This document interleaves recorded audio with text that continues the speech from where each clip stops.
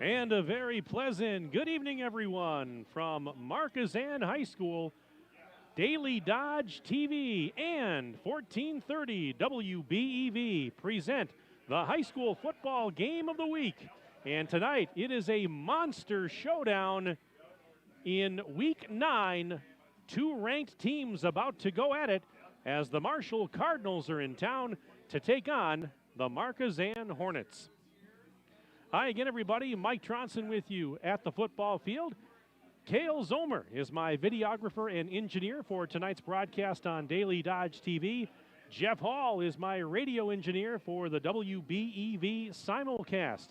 And this football broadcast tonight on WBEV and Daily Dodge TV is brought to you by our presenting video sponsor, Columbus Family Dental.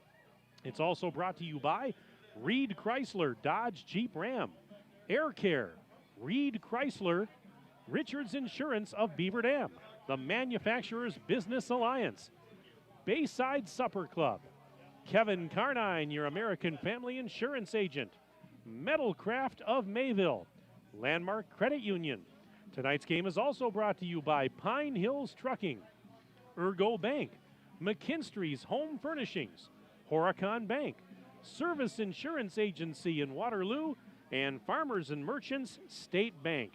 Thank you, everybody, for being with us on this Friday night. And I have to start the broadcast and give a little shout-out to a person who, unfortunately, is not here tonight, and that is my good friend and partner, Tim Haldeman. He is a little bit under the weather. So Tim, unfortunately, had to bow out tonight, so I'll be going solo. But tell you what, Tim, I hope you're feeling better real soon, my friend, and I'm sure he's probably going to be tuned into this one tonight because this is going to be a dandy. Ladies and gentlemen, this is your Eastern Suburban Conference Championship game here tonight. Both of these teams are unbeaten in conference play at 6-0. The winner tonight wins the outright Eastern Suburban title. And both these teams have gotten to this point for good reason. They're really, really good teams. Marshall comes in a perfect 8-0 overall, and Markesan is 7-1 on the season. The Hornets' only loss was a non-conference game a couple of weeks ago to a very good Amherst team. Other than that, these teams have been perfect on the season. In fact, Marshall is ranked 6th this week in the WISports Division 5 rankings, and Markesan is 5th in Division 6. So both of these teams ranked. Both of these teams are going to the playoffs, and tonight, a little business, little unfinished business before the postseason starts next week, and that is who is going to be your 2021 Eastern Suburban Conference champ. But this is going to be a fun one. These two teams, very similar in many ways. Both of these teams play very fine on the defensive side of the ball. Both of these teams are loaded on offense, particularly at the skill positions.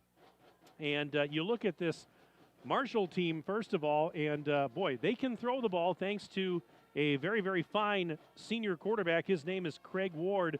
Coming into this game, Ward has thrown for almost 1,000 yards on the season. 985 yards passing this season, 54 of 92, averages 10.7 yards per completion, and 123 passing yards per game. He has thrown for 16 touchdowns and only 5 interceptions. Rushing the football, a fine sophomore, Matthew Model, leads the way coming into this game with 757 yards on the ground and 12 touchdowns. How deep is Marshall? Well, Bryce Frank is a previous conference player of the year. He's not even the leading rusher on this team. Bryce Frank is a senior, but despite being a conference player of the year, he is not even the leading rusher on this team. He comes in, though, with a fine season underway, 527 rushing yards and 6 touchdowns. But you know what? When you're winning, I don't think you really care who's getting the glory because it's just fun to win. And that's what Marshall's doing. They have not lost a game this year. Over on the Markesan side, Ryan Mast, a fine quarterback. He doesn't throw maybe quite as often as Craig Ward does for Marshall, but Mast, a very fine quarterback and game manager. He's thrown for 271 yards and 9 touchdowns this season. He's also the team's leading rusher. He can do it with his legs. And we've talked about that in previous broadcasts. 841 yards rushing for Ryan Mast and 11 touchdowns on the ground this year. His brother Tyler, younger brother Tyler, 8 touchdowns on the ground, 526 yards rushing. Caleb Stoll, 412 yards rushing and 3 touchdowns. Micah Crocht with 3 touchdowns, 277 yards on the ground. So, both these teams loaded at the skill positions. Markesan a little more run heavy, Marshall a little more pass heavy. Tell you what we'll do. Right now we're going to step aside. We'll come back. We'll continue our pregame, talk more about this matchup. Right now we'll take a 2-minute break. And we're back right after this on 1430 WBEV and Daily Dodge TV. As a farmer, nothing compares to the sense of pride you feel when you first...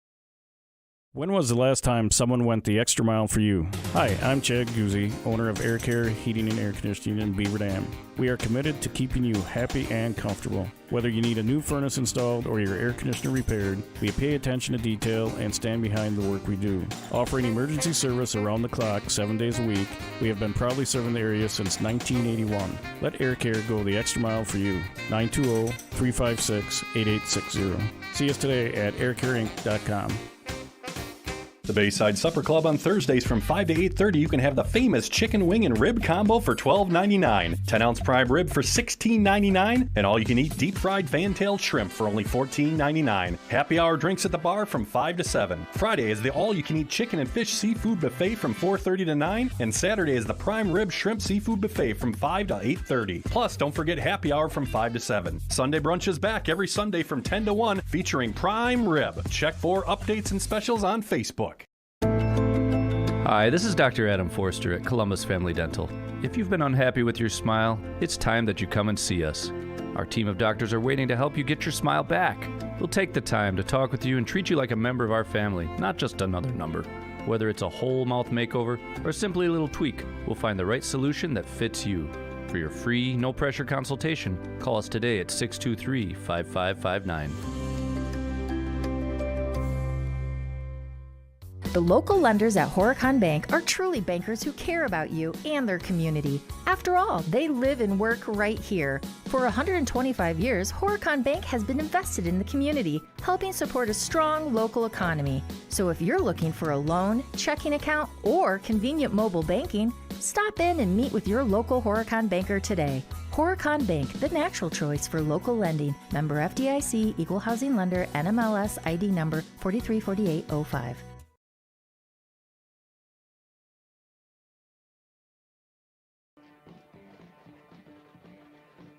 Well, just minutes away from the kickoff of this Eastern Suburban Conference clash, the Marshall Cardinals and the Markesan Hornets. Both of these teams unbeaten in league play. The winner will claim the outright conference title here in Week 9, final week of the regular season for high school football teams. The postseason starts next week. We're looking forward to that. Both of these teams, of course, will be dancing. For those of you on the radio side, Marshall tonight wearing white jerseys with red pants, red numbers, and trim. And the Markesan Hornets in their dark blue jerseys and pants with white numbers and trim white helmets. And we'll be underway here in just a couple of moments. Feel free tonight during the broadcast to send me an email, sports@dailydodge.com. That's sports@dailydodge.com. You can send me your name, where you're from, who you're cheering for, and I'll be happy to give you a shout-out on the broadcast tonight. We had a lot of folks emailing last week. We were here for Markesan in Cambridge, and we hope you'll help us make the broadcast interactive and fun tonight.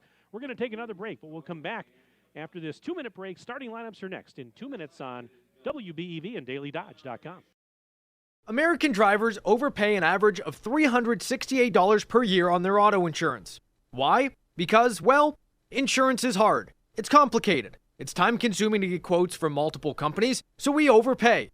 Or we call Richards Insurance in Beaver Dam. Make one call and receive a quote from a great company like Auto Owners Insurance. The team at Richards Insurance will literally do all the work for you. So if you could be saving money each month with an Auto Owners Insurance policy, you'll know about it. How much will you save with Richards Insurance? To find out, call Richards Insurance or stop in at 123 North Spring Street, downtown Beaver Dam. With offices in Columbus, Watertown, West Bend, and Oshkosh. With over 50 employees and hundreds of years insurance experience across 5 offices, you'll get full-service counseling with no obligation. Your auto owner's insurance carrier is Richards Insurance in Beaver Dam. Call 887-1615. We'll be there with you.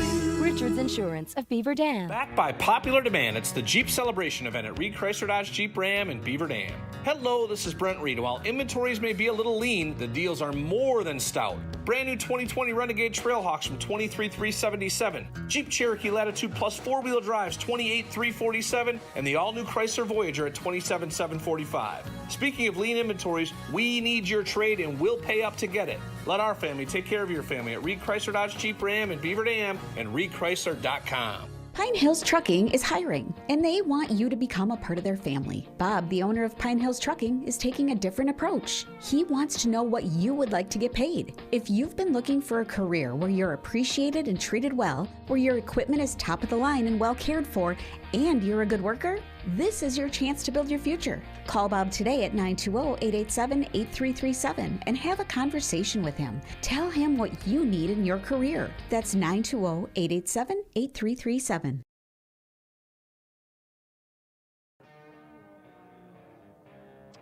All right, let's give you the starting lineups for tonight's game. First, the offensive starters for head coach Matt Kleinheinz and the Marshall Cardinals. The quarterback is Craig Ward, a 6'2", 170-pound senior. At the fullback position, Matthew Model, 5'11" sophomore, 210 pounds. The tailback is Bryce Frank, a senior at 5'10", 185. Tight end is Colin Peterson, a junior, 6'1", 170. The wide receivers are Cannon Siedschlag, a 6'2", 175-pound senior, along with Cole Deniston, a 5'11", 165-pound senior. Looking at the offensive line, left tackle is Roman George, a 5'11", 190-pound junior. The left guard is Ramon Campos, a junior at 6'1", 195. The center, Taylor Mahalik, a 6'3", 260-pound junior. Right side, the guard is Peyton Gundelach, a sophomore at 6'3", 225. And the right tackle is Jack Hellenbrand, a 6'4", 205-pound senior. Taking a look at the defensive starters for head coach John Dunleavy and the Markesan Hornets. Defensive starters will start on the line. The nose tackle is Jaden Digman, 5'11", 225-pound senior. The defensive ends include Memphis Espinoza, 6'1", 220-pound senior, and Micah Croct, 6'3", 195, and a junior. The linebacking core, Caleb Yankee, 5'10", 185 and a senior, along with Hayden Quaid, 6 feet tall, 165 and a senior. Tyler Mast is a linebacker, 5'11", 160-pound sophomore. Brock Strax, 6 feet tall, 160 and a senior. And another linebacker is Gavin Campnell, 5'10", 150 and a junior. The cornerbacks, as we move to the secondary, are Wyatt Wittoon, 5'8", 140 pounds and a senior, and Caleb Stoll, a 5'10", 160-pound junior. The safety is Logan Slate, senior, 6 feet tall, 170 pounds. So those are your starters for tonight's game. I was talking with both head coaches before the broadcast, actually earlier in the week, and Matt Kleinheinz said, as far as Marshall goes, we're about as healthy as we've been all year. That's good news for a big game like this and with the playoffs looming. And Markesan, those of you that tuned into our broadcast last week, they had a bunch of guys go down last week. Only one of those players is out for tonight. Ryan Mast, the quarterback, was in concussion protocol this week. He was cleared to play, so he's back at the starting quarterback position. Caleb Stoll was taken to the hospital last week with a separated shoulder, but he is back. He's cleared. He's doing okay. Ethan Gerbitz had some cramping, but he's in the lineup tonight. The only player that is out that did not make it back for this one is Trevor Roberts. So was ruled out for this one, 6'2" senior, 215-pounder. But other than that, I mean, my goodness, if you're head coach John Dunleavy, you're thanking your lucky stars. You've got some of your top playmakers back for this one. So this should be a heck of a game. Again, glad you're with us both on Daily Dodge TV and 1430 WBEV. So glad that you're with us tonight. And again, shout out to my good friend and partner, Tim Haldeman, who couldn't be here tonight. Again, Marshall's going to receive this opening kick. And just waiting to get things underway. Bryce Frank is the deep man back, standing at about his own 5-yard line, waiting to receive this kick and doing the honors for Markesan. Kicking will be the exchange student that we talked about last week. Sebastian Lupfe will kick it away. And he came over a couple of weeks ago from Switzerland. And after a few weeks of getting acclimated, has now been with the team over the last couple of weeks. And he has got a very, very strong leg, as we saw last week. And we'll talk a little bit more about him, I'm sure, in this one tonight. But ready to go. And on the radio side, Marshall's going to go left to right as I see it in the first quarter tonight. Here's the approach by Sebastian Lupfe. Kick is in the air, end-over-end kick. And Frank will take it at about the 3, to the 5, 10, right side of the field, 15, 20, 25, breaks the tackle, 30. He's to the 35, and he gets upended at about the 36-yard line. By the kicker, Lupfe had to get him. And so a pretty decent return out to about the 30. They're going to mark it around the 38-yard line. So that's a return of almost 35 yards to start the game, and the kicker's the one to bring him down. So this game now officially underway here in Markesan. Good crowd on hand. And it feels like football weather tonight for the first time maybe all season. It was warm and muggy the last couple of Friday nights. Not that I was complaining, as I got to sit outside in shorts and no jacket. But tonight it's long pants and a jacket. 1st and 10 now for the Cardinals from their own 38-yard line. 3 receivers to the left, 1 to the right. Craig Ward, the quarterback, is under center on this first down play as he surveys the defense from the 38. Hands it off. And straight ahead running Modal to the 40, 45, 50, and he gets taken down after crossing the midfield stripe. But a nice burst of speed for the sophomore Modal, again, the leading rusher on this Marshall team. He's got a first down and more as they're going to mark this one at the 46-yard line of Markesan. So that is a gain of 16 on the play. And a fresh set of downs for the Cardinals already in Markesan territory. We're 30 seconds in. No score as of yet, but this is only the second play from scrimmage. This time they'll put a couple receivers on the near side. Ball's on the left hash. 1st and 10. And Ward, quick drop throws. It is caught by Frank at the 35-30. He could go 25-20 to the outside. 10-5. Touchdown Marshall. 46 yards on the pass play from Ward to Frank, and we're not even a minute in, and it's 6-0 in favor of the Cardinals. Wow. 50 seconds into the game, and a 46-yard touchdown pass to get this game going. Wow. So now the extra point attempt. This is Mackenzie Shep in to attempt the extra point. Marshall employs the services of a female kicker. Good for her. Mackenzie Shep will try and tack on one more here for the Cardinals. Here's the snap back.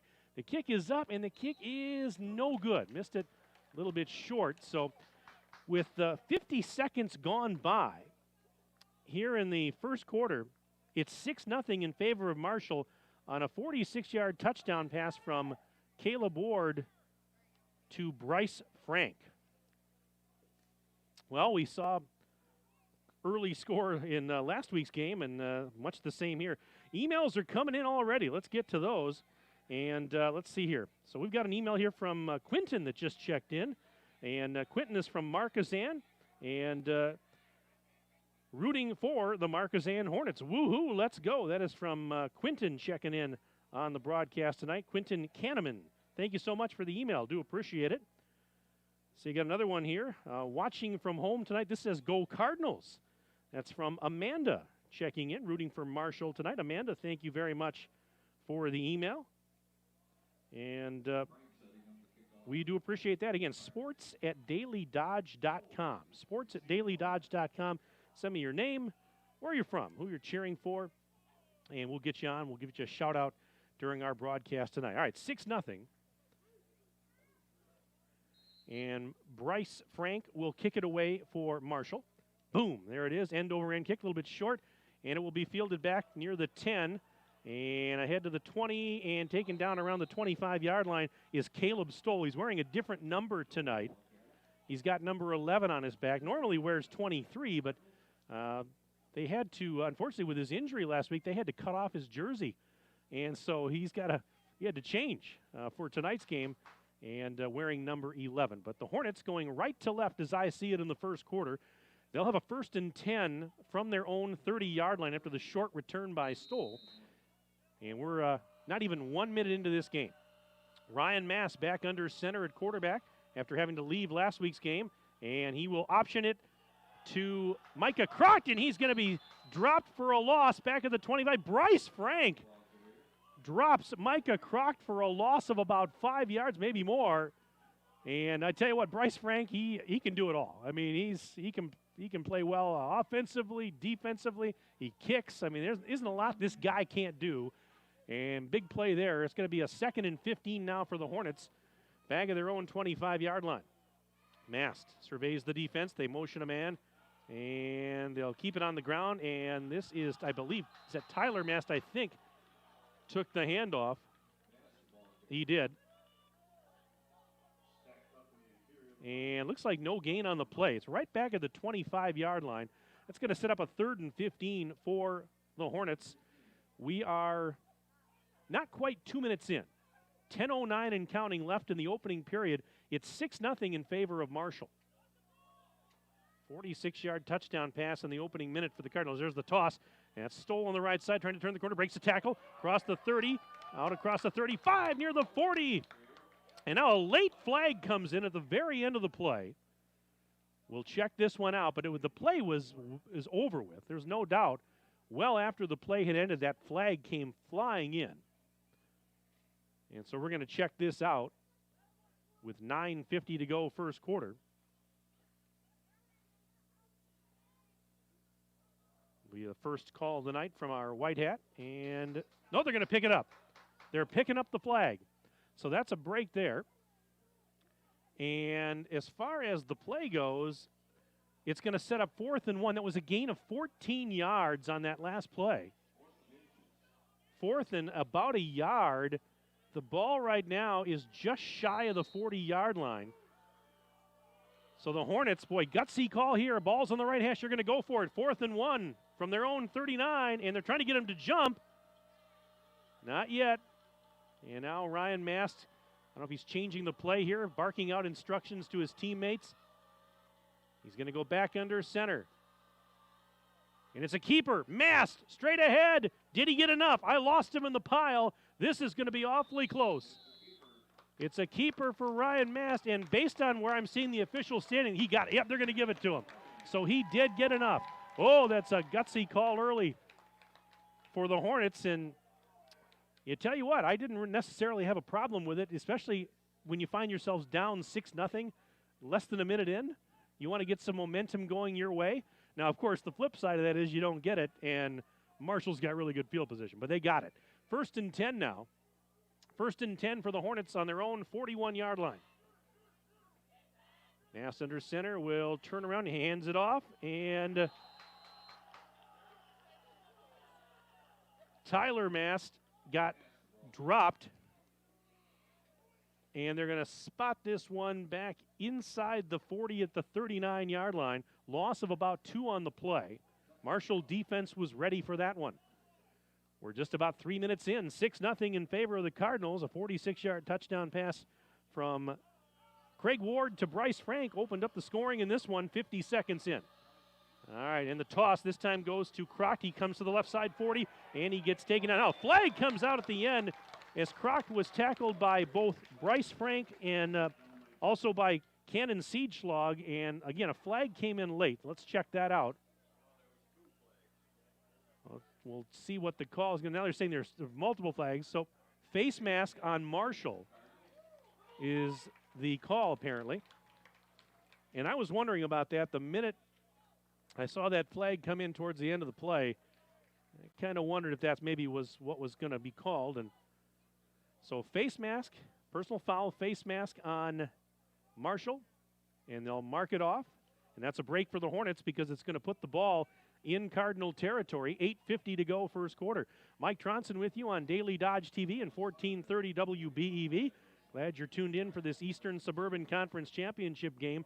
Markesan, via the penalty, now has a 1st and 10 from the Marshall 45-yard line.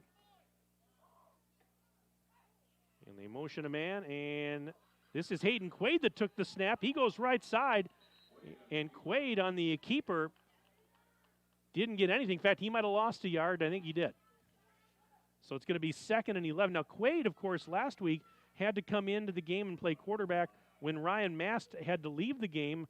And he did a great job. In fact, Quaid had a couple of touchdowns. He had 3 of them in the game. Remember, Quaid actually was the starting quarterback for about a year and a half before he made the switch to a receiver. And he played very well in a tough situation. And straight ahead, Quaid again on the keeper as they've got him in on this sequence here. And this time he gets positive yardage across or inside the 45, I should say, to about the 43. So we're going to call it 3rd and 8 after a gain of 3. Just under 8 minutes left in the opening period. If you're just joining us, Marshall leads Markesan 6-0. Single receivers left and right. Split backs. Now they motion a man, and the toss goes to Stoll. And he fumbled it, or he was trying to maybe exchange it to one of his teammates. And Markesan, I should say, did recover the loose ball. Could have been disaster there. They're going to lose yardage on the play. They're going to lose 3 yards. So it's going to bring up now a 4th and 11 for Markesan. I'm not sure what was going on there, but all of a sudden the ball was out, and Markesan ends up recovering it. Now they're going to have to punt it here. So Brock Strax will punt it. Bryce Frank goes back deep to receive for the Cardinals. And the snap back to Strax. Gets the kick away. High floater on the right side of the field. It will go out of bounds. Well out of bounds on the far side of the field. And they're going to mark it out of bounds where? About the 22, maybe the 23-yard line is where it'll be. So that's where the Cardinals will set up shop with 6:48 remaining in this first quarter. And right now, Marshall 6 and Markesan nothing. We were talking about those emails. We got a nice email this week during the middle of the week from Sebastian Lupfe's parents from Switzerland, Suzanne and Daniel. They sent us a nice email. They said, a few days late, warm greetings from Switzerland. They said, we look forward to further broadcasts from you, even if we can't follow them live due to the time difference. And so that is wonderful, as the Marshall will keep it on the ground on first down. Not much happening there. Ball carrier Frank went straight ahead and found it tough going. Only got picked up about a yard. It'll be 2nd and 9. But, yeah, there's about an 8 or 9 hour time difference. I didn't think about that last week from Markesan, Wisconsin over to Switzerland. So, Suzanne and Daniel, thank you so much for that very nice email. We send warm greetings to you. And I know your son is having a blast here, and his teammates love having him on this team. But thank you so much. And if you're watching this on tape delay, that's okay. Here's a quick toss out to the near side. It's caught. Cole Deniston to the 30, 35, and he's pushed out of bounds by Caleb Stoll. That's a nice thing about Daily Dodge TV. If you can't watch the game live, you can go back and watch it on demand later, and that's exactly what Sebastian's parents, Suzanne and Daniel, did, and we appreciate them sending that email to us. Again, if you want to send an email, sports@dailydodge.com. sports@dailydodge.com. Send me your name, who you're cheering for, where you're from, and you know the drill. We'll make the broadcast interactive and fun. 1st and 10, Marshall from their own 35-yard line. Moving left to right, Ward will give it up, and again, ball carrier finding it tough going up the middle. That was Modal that time on the carry. Modal picked up close to 3 on the play. So 2nd and a long 7 or a short 8, you can take your pick. 5:44 to go in the opening stanza, still 6-0 in favor of the Cardinals. That 46-yard touchdown pass from Ward to Frank, only scoring that we have thus far, but a long way to go. On a beautiful night for football, last week of the regular season. Ward under center surveys the defense. They'll pack it in fairly tight, will the Cardinals. Back to throw. It is caught and dropped by Stoll was Siegschlag, who made the catch, and gained a yard or about a yard. I mean, it's going to be 3rd and at least 6 to go. So that pass didn't gain a whole lot. Good play by Markesan's Caleb Stoll defensively to limit the damage to only about a yard, yard and a half for Siegschlag. 4:50 and counting left in the first quarter. 3rd down and 6 for the Cardinals at their own 39. Couple receivers to the right, one to the left, back to throw Ward. He's going to roll to the near side, throws. It is caught at the 40 and then spun down near the 45. That's the tight end, Colin Peterson, on the reception for Marshall. Peterson, the 6'1 junior, with a reception, and he's taken down just shy, about a yard, yard and a half shy of the stick. So now what do you do if you're Marshall? You're ahead 6-0. It's a 4th and a little less than 2 yards to go from your own 44-yard line. They've got to get to just across the 45, about a yard, yard and a half. And it appears they're going to go for it here. 4th and about 2. Ward under center. Takes the snap, gives it up. Ball carry. Modal, he spins, and in a second effort, he looks like he's going to have the first down. He does. So Modal took the handoff, and he used a little spin move in a second effort to get the first down. He needed about a yard and a half, and he picked up, good 2 to 3 almost on that play. So the drive stays alive for the Cardinals, who lead this game 6-0. Clock ticking, 3:38 to go in the opening stanza. Mike Tronson, Cale Zomer, Jeff Hall on Daily Dodge TV and 1430 WBEV. 1st and 10 now. Marshall on its own 47-yard line. Single receivers to each side. Hand off to Frank through a hole left side, 50, and breaks a tackle. Then he gets tripped up after crossing the 50 at about the 48-yard line. So Bryce Frank, a little tiptoe through the tulips on the left side, gets into Markesan territory to the 48-yard line. So that is a gain of 5, and a 2nd and 5 coming up now for Marshall.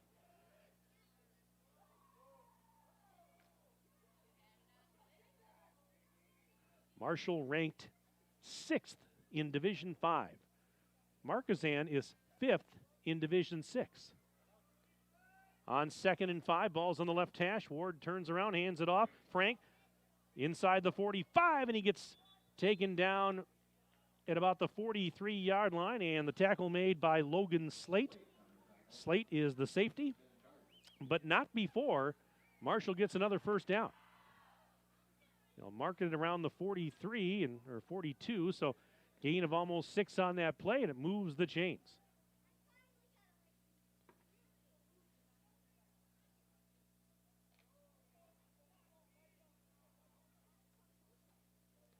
Ball again over on that left hash area.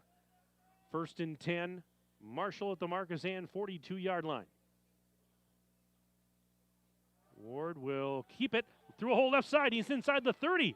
He's to the outside, 25, and he gets taken down at around the 25-yard line. Wyatt Wattoon, the cornerback, but that time Ward on the keeper. Big burst to the outside and takes it from the 42 down right near the 26-yard line. Gain of 16. And the drive continues here for the Cardinals, who already lead at 6-0, looking for more late first quarter. Clock running with 1 minute and 49 seconds left in the quarter.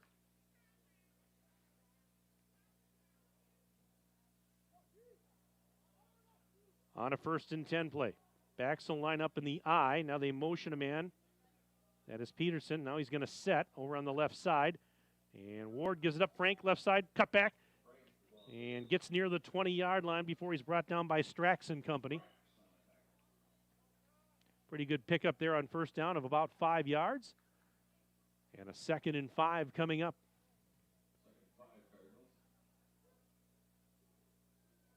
All right, now at the 21-yard line. We have 69 seconds and counting left in the first quarter. 2nd and 5. Cardinals on the Markesan 22. Single receiver wide to the right.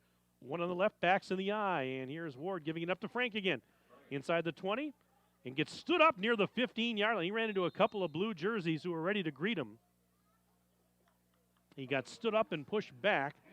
And, boy, he's going to be about a yard or so shy of that first down marker. A gain of 4, 3rd and 1 coming up. The ball is right around the 17-yard line. Just under half a minute to play in the quarter.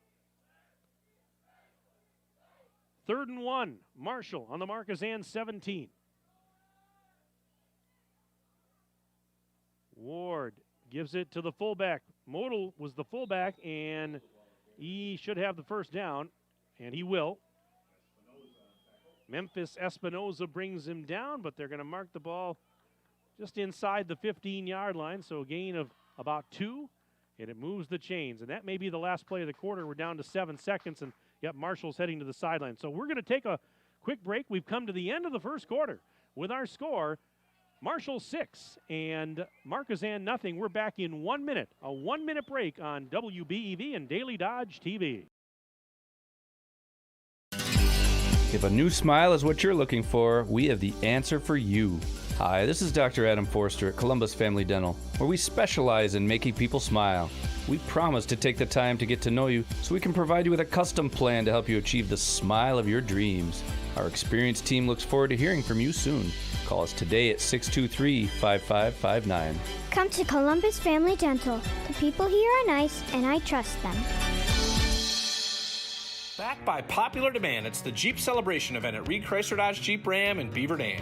Hello, this is Brent Reed. While inventories may be a little lean, the deals are more than stout. Brand new 2020 Renegade Trailhawks from $23,377. Jeep Cherokee Latitude Plus 4-wheel drives $28,347, and the all-new Chrysler Voyager at $27,745. Speaking of lean inventories, we need your trade and we'll pay up to get it. Let our family take care of your family at Reed Chrysler Dodge Jeep Ram in Beaver Dam and reedchrysler.com.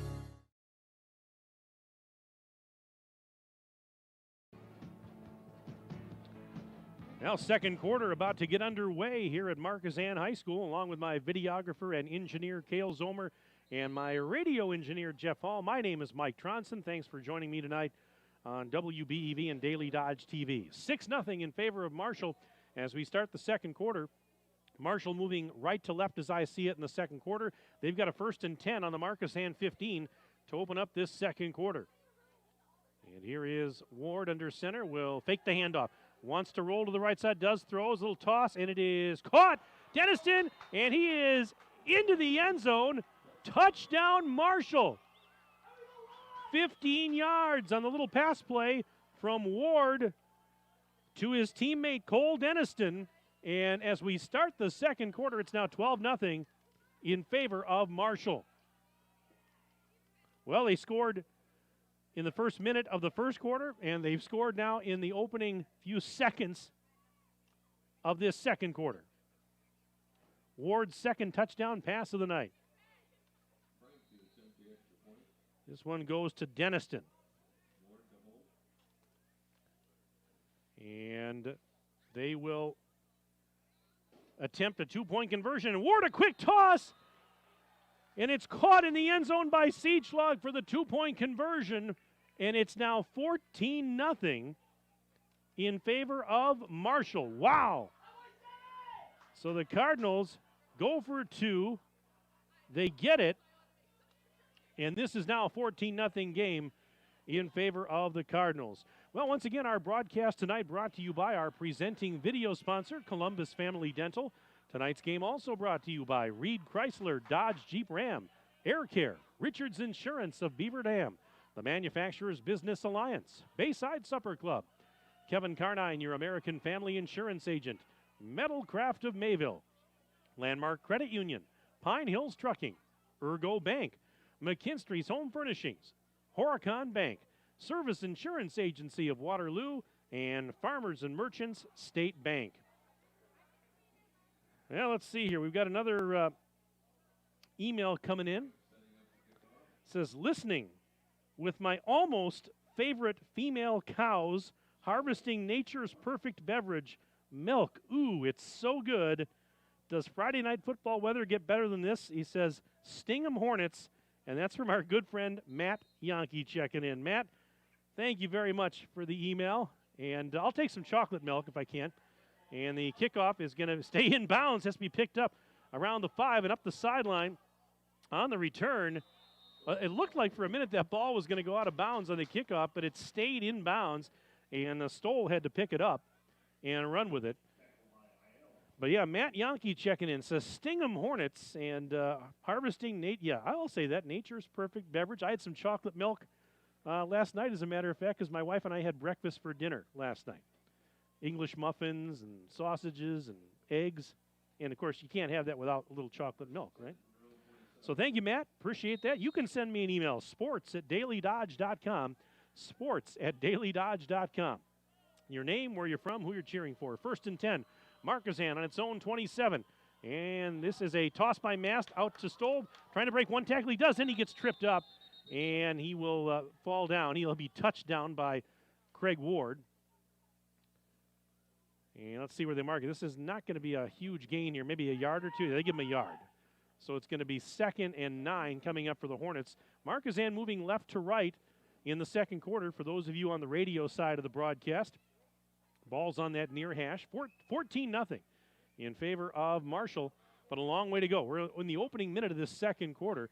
2nd and 9 Hornets. Let's see if they can get something going offensively here from their own 28.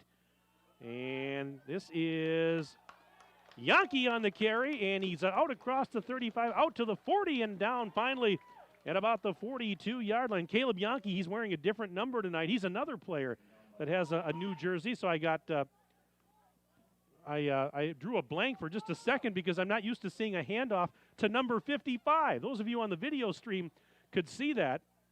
But how many times do you see a handoff to a jersey wearing number 55? You don't see that very often. But a nice run out to the 42-yard line and a first down after a gain of 14. All right, 1st and 10 Hornets. And the handoff again to Yankee. And this is Maston, the keeper. I beg your pardon. He faked the handoff to Yankee.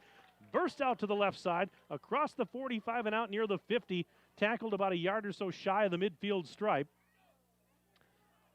So I followed the fake initially, but Mast kept it, and he's got it at the 49-yard line. So a gain of about 6.5. It'll be 2nd and 3. 2nd and 3, Hornets on their own 49. Single receivers left and right, split backs. And Mast, the option. And look out, Bryce Frank is ready for it as he's going to drop. He's going to drop Caleb Stoll for a big loss on the play, back to the 45, loss of 4. And now it's going to set up a 3rd down and 7. Frank is just so good. Among others on this team. And he was not fooled by that one. And now a big 3rd down here for Markesan, trying to convert. They trail 14-0. 9:49 to go in the half. 3rd and 7. Hornets on their own 45. Mast back to throw. Here comes pressure. He will get sacked on the play. He is sacked by Luis Bello, the defensive end. Bello got there. Mast could not escape his grasp. They marked the ball all the way back at the 35-yard line. Loss of about 10 on the play. And a 4th down situation, the Hornets are going to have to punt it. Oh, great defensive effort by Bello and company. Bryce Frank's going to go back deep to receive this punt. Strax will do the honors once again, punting for the Hornets. And here's the snap. High snap back to Strax. He gets the kick away. Wobbly end-over-end kick and a bounce. Taking it around the 35-yard line to the 40 goes Frank, breaks one tackle, and finally taken down around the 44-yard line. Tackled on the play finally by Slate. But again, good field position for the Cardinals. Marshall in business with a 1st and 10 on its own 45. Marshall going right to left in the second quarter. And the Cardinals right now lead the Hornets by the score of 14-0. We have 8:54 left to go in the first half. Got another email that just came in. I'll get to that in a moment. All right, 1st and 10 for the Cardinals. Ward ducks under center from his own 45-yard line. Looks over the defense. Back to throw. He's going to send it downfield. It is caught. And that is Siegschlag. He's going to go all the way in for the touchdown. 55 yards on the pass play from Ward to Siegschlag. He made the adjustment, got by the defender, caught the ball, and then just took it all the way in. Nobody out there to get him. No flags on the field. It's 20-0 Marshall. 8:44 remaining in the second. So Craig Ward now with 3 touchdown passes in this first half. a 46-yarder to Frank, a 15-yarder to Denniston, and now a 55-yarder to Siegschlag. And now the extra point attempt. The kick is up, and it is good. The extra point is good for Mackenzie Shep to make it 21-0 in favor of Marshall. So Craig Ward having some kind of a first half here. Well, he's a senior, and he's playing like it. But that time he finds Siegschlag, and he made a nice adjustment and catch, and he took it all the way to the house, 55 yards. 21-0 now in favor of Marshall. Well, hey, got a nice text message here. Watching playoff baseball on TV and watching and listening to my favorite high school announcer on my phone. Sorry you're going solo, partner. Says, good Lord willing, I'll be back next week. That's from, of course, my mentor, my good friend and partner, Tim Haldeman, who's a little bit under the weather tonight. So he's. Kale Zomer goes, he's sick. Well, he is. And so, Tim, I hope you feel better soon, buddy. I wish you could be here, but hey, I totally understand. You get well soon, buddy, and enjoy your Friday night in your easy chair, even though you're not maybe feeling the best. Here's the approach and the ensuing kick. And this is Stoll back near the 10, 15, 20, 25, 30 up the left sideline. Oh, and he gets hit hard at around the 40-yard line. So Stoll on the return, and Markesan with it once again, but now trailing by the score of 21-0. Yeah, I feel for you, Tim. You get better soon, buddy. And we'll want you back in the booth real soon. All right, we got another email here. This is Taylor Mahalick's grandmother watching the Marshall Cardinals from Wabasha, Minnesota, checking in tonight. Well, thank you so much for that very nice email. And my home state of Minnesota, I've been to Wabasha. You know what Wabasha is famous for? If you get a chance to go there, yes, that was the city where the Grumpy Old Men movies were set. The National Eagle Center is in Wabasha, Minnesota. It's a fun place to visit. I've been there. Check it out sometime. 1st and 10, and actually the ball back at the 15-yard line. I didn't see if there was a penalty or, oh, now the ball is a fumble, recovered by Marshall. And diving to the end zone, did he get in? No, but the ball was recovered by Ramon Campos after the fumble by Mast, and Marshall has it. 1st and goal. Oh, boy, this just went from bad to worse for Markesan. With 8:30 to go in the first half, they trail 21-0, and now the ball is, let's see here, I'm looking, it is right now just about at the 2-yard line or so. Maybe the 1. I'll call it the 2, but it's close. And a 1st and goal for Marshall as they recover the Markesan fumble. I formation. 1st and goal from the 2. Ward looking around, takes the snap, gives it to Modal, and does he get in? No signal yet. He did not. Got about a yard. It's going to set up a 2nd and goal from the 1. Digman made the stop. But for the moment, Marshall's still not in the end zone. They lead it 21-0 to the Cardinals. Clock running now with exactly 8 minutes left until halftime. 2nd and goal from the 1. Again, I formation. And here's Ward. Giving it to Modal again, straight ahead. Now trying a second effort, and he did not get it. He went, nothing fancy about it. He went straight ahead into the pile. There were blue jerseys there, but he was not able to break the plane.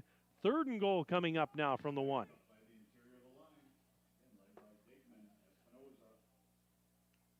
Cardinals with a 21-0 lead and looking to really bust this one open here if they can punch another one in.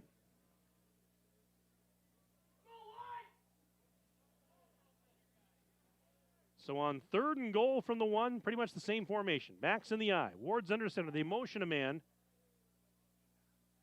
Ward takes the snap. Gives it to Frank through a hole right side. Touchdown, Marshall. Bryce Frank from a yard out. And it's now 27-0 in favor of the Cardinals with 6:59 to go in the second quarter. So Bryce Frank takes it in on his legs, a rushing touchdown of a yard. And now it will be Shep to attempt the extra point. Wow. Marshall in complete control in this one, and we still have just under 7 minutes left in the half. Here's the snap back. The hold is down. Kick, plenty of leg, and oh, she missed it. No good. So the extra point is no good, but it is now 27-0 in favor of Marshall. As again, we have 6:59 remaining in the second quarter. I want to get to some more emails that have come in here while we have a moment. We mentioned Taylor Mahalick's grandmother watching in Wabasha, home of the National Eagle Center. Let's see what else we have here. Let's see here. Hey, Joe Zander, our good friend Joe Zander checked in, former Columbus High School standout and former head coach at Fall River. Now, it says, not sure if you're getting updates, but it's 7-7 with 9 minutes left in the second quarter as in Columbus's game. I forget if, I think they're playing, is it Lake Mills? No, I'm trying to remember who they're playing tonight. I'll have to check that out. But Columbus is in a 7-7 game. That's from Joe Zander, our good friend. This email says, cheering for number 5, Bryce Frank and the Marshall Cardinals from Centennial, Colorado. That's from Carrie, Steve, Alex, and Thomas Gilbert, all checking in on the broadcast. Well, the Gilbert family, thank you so much. Hope that the weekend is treating you well out in Colorado. Hope the weather is good. Didn't they get some snow out there? Or recently, a lot of it, too. I mean, I know the Dakotas and Wyoming and areas out there, Montana, got a lot of snow over the last couple of days. Of course, that's probably typical for this time of year. As Stoll on the return there, took it out across the 30 and got taken down. But the Gilberts checking in. Thank you so much for that nice email. We appreciate you tuning in. Hope you're enjoying this broadcast. And Bryce Frank just got you a touchdown a few moments ago. Let's see here. We'll get to some more emails in just a moment. Keep them coming. sports@dailydodge.com. sports@dailydodge.com. I'll take your name and where you're from, who you're cheering for, what you're doing this weekend. We'll get you your 15 seconds of fame. 1st and 10 for Markesan. Hornets have it on their own 34, but trailing 27-0 midway through the second quarter. And on the ground, boy, there isn't much happening up the middle. That time, the ball carrier was Tyler Mast. And did he get, well, that was a tough yard. That's a tough yard that he just gained. Got an email here. It says, this is from Gracie Mast, Tyler and Ryan's sister. It says, although I'm not in Madison tonight, still cheering on the blue. I'm at the game, but I do miss the announcing. Go Hornets. Gracie, where are you? Are you within an earshot here? Down here, right here. Why didn't you just turn around and say hello? You didn't have to, didn't have to email. Thank you so much for the email. I do appreciate it. Glad you're here tonight. So another Friday night, you're not out and having fun in Madison. Are you going to the Badger game tomorrow, the football game? I'll be there too. I'm going down tomorrow night and watch them play Army. So see what happens. All right, it's 3rd and 8 after the last play by Mast. You got the whole Mast family sitting in front of me here, and we're in the booth, and they're right down below us in the bleachers. And 3rd and 8. The toss. This is Kroc. Left side breaks a tackle in the backfield. 30, 40. He could go. 50. Down the left sideline. 40. One man to beat. 30, 20. And he's actually taken out of bounds on the far side. But oh my goodness. Finally, what the doctor ordered for Markesan, a big gainer there. As Kroc, he broke that tackle in the backfield, and then it was off to the races down the left sideline. And he'll take it all the way down to about the 20 of Marshall. Yeah, this is something positive here for Markesan, trying to get back in this game with 5:32 left in the half. Ball's on the left hash. 1st and 10, Hornets on the Marshall 20. And this is Mast on the carry. Trying to go up the heart of that Marshall defense. And looks like a gain of about 3, 2nd and 7 coming up. That was Taylor Mahalik on the stop. And on the next play, they're going to give it to Stoll. He tries to go right side, and he's going to get wrapped up by Campos and company. Actually going to lose a yard or 2 on the play. Yeah, he lost almost 2 on that play. Well, I guess a loss of a yard. Initially, the gentleman on the far sideline had it a little closer to the stick, but he adjusted a little bit. 3rd and, well, a long 8, we'll call it. Ball's around the 19. Ryan Mast under center. Hands it off to his brother Tyler, bouncing off the left side of the line. And let's see, they're going to take it down to around the 15. So he picks up that time 5 on the play. And now a 4th and 6. This is 4 down territory with 4:09 to go in the first half of play. 4th and 6. Hornets on the Marshall 15.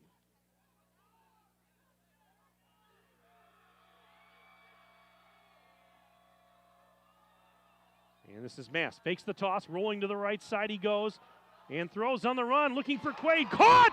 Touchdown, Markesan! Mast on the run finds Hayden Quaid for a 16-yard touchdown, and the Hornets are on the board. It's now 27-6, Marshall. That comes with 3:49 remaining in period number 2.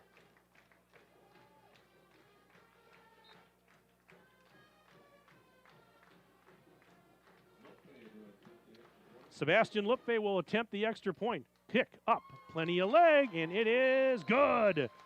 So with 3:49 left until intermission, it is now 27-7 in favor of Marshall. But if you're a Markesan fan, you got something to cheer about there as they try and claw back into this one. And again, a lot of football left to be played here, but obviously it's still a pretty big deficit, a 20-point deficit, but that is you got to start somewhere, and that's a step in the right direction now for the Hornets, who are finally on the board. There was a great story in the news this week here up in the Markesan area. I don't know if you folks caught it, but it has nothing to do with football.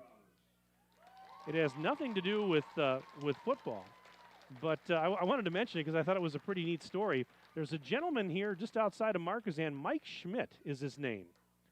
And Mike Schmidt set a record for the heaviest pumpkin grown in the state of Wisconsin this year at 2,520 pounds. 2,520 pounds. But that's the amazing thing. I mean, here's the bad news now, but we'll get to that in a second as the kick is on the way. End-over-end kick, and this will be taken by Frank back around the 10 to the 15, 20, and breaks a tackle. 25, breaks another tackle, out to the 30, 35, 40, and finally brought down at the 41, broke at least 3 or 4 tackles on the return. So Schmidt grows this pumpkin in Markesan, 2,520 pounds. Here's the problem. It would have been on the list of, it would have been on the all-time list of largest pumpkins ever grown in the United States, but it's disqualified because it cracked, which means they won't recognize it on the list, and he can't take it to any competitions. Had he been able to take this thing to a competition, there's a weigh-off in California. They pay $9 a pound to the winner. Had he won that competition, he could have won over $22,000. And on 1st and 10, Frank, the ball carrier, up the middle and takes it to the 45 for a gain of about 4. So Mike Schmidt, poor guy, he grows that pumpkin. At its peak, it was growing 53 pounds a day. And at its peak, he needed 150 gallons of water every day to nurture that pumpkin. And he's not a stranger to this because, as I read, he has actually won several competitions. He started growing pumpkins in 2016. He's won about 3 competitions, but unfortunately this one, he's not going to be able to take to any competitions. And the ball came out! Marshall fumbles. It's recovered, I believe, by the Hornets. Yeah, Tyler Mast recovers the fumble. And Markesan with all the momentum on their side. Now, yeah, they're still down 20, but they just scored, and now they recover a fumble, and they've got it 1st and 10 on the Marshall 40. But, yeah, I had to mention that because I thought that was a pretty good human interest story. Mike Schmidt of Markesan, not sure if he's tuned into the broadcast tonight or if he's here, but I saw a picture of that pumpkin. It was massive, and I feel so sorry for him that it cracked because he could have taken that to some competitions. 2,520 pounds. All right, 1st and 10. Hornets now on the Marshall 40. Ball's on the left hash. And back to throw is Mast. He's going to launch it downfield. He's got a man, and it's intercepted. Intercepted by Ward. The ball was slightly underthrown. It was intended for Micah Crocht, but the ball was slightly underthrown, and Ward made a great adjustment as the defender to intercept that pass, and Marshall takes it right back as they're going to have it at about their own 5-yard line. Oh, that was close. For a moment, it looked like maybe Mass was going to be able to hit Crocht, but again, a little too much air under it, and Ward made a heck of an adjustment to pick that one off. Ward plays very fine safety on defense. 1st and 10 from the 5 for Marshall as they get the ball right back, but now they've got a long way to go. And they'll keep it on the ground. Modal the carrier. Didn't get a whole lot as he was dragging a tackler with him out towards the 9, maybe the 10. Let's see. Or do they mark him back a little further, maybe? Yeah, give him a gain of about 3. Maybe a little less than that. We have 2:34 and counting left in this first half. 27-7. Marshall leads Markesan. Winner of this game takes the outright Eastern Suburban Conference Championship. 2nd and 7 to go. Ward looking over that defense once again. Receivers left and right as he ducks under. Now Ward going to keep it straight ahead to the 10, 15, and out near the 20. And he's got another 1st down for Marshall. Gain of about 12, almost 13 on the play. Slate on the stop for Markesan. 2 minutes exactly left to go until intermission.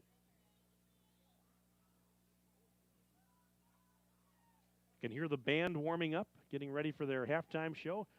Tom Winkers, my good friend, longtime friend, and he does a heck of a job with the bands here at Markesan High School. We talk about him every time we come here, and they are one of the finest pep bands around, no doubt about it. And again, Marshall keeping it on the ground with Modal. Picks up about 3 on the play. 2nd and 7 coming up now for the Cardinals, who lead it by 20. And they've got the ball on their own 23, and they're not in any major hurry here, and just trying to be careful with the ball still fairly deep in their own end. They've got a 20-point lead. I don't know if they're going to press here. We'll see if they decide to press with, they got all 3 of their timeouts. Just a minute left in the half. Do they want to try and add some more here? We'll see. Out of the I formation, handoff. Modal straight ahead, broke one tackle, but got tripped up as he got out to the 30-yard line. Modal very close to another 1st down. He's about a yard shy, and so he picked up 6 on that play. 3rd and a yard coming up, but again, clock continuing to tick, tick, tick, and we're down now to 30 seconds remaining in the half. Markesan will get the ball to start the second half. And that's going to be big because, again, they're going to have some ground to make up. 3rd and 1, Marshall from the 29. Ward gives it up. Modal again, straight ahead, and he did get the 1st down, got about a yard. But that should pretty much do it for this first half. And Marshall's not even going to snap it again. Clock running 5 seconds for. Yep, they're going to take it down to zeros.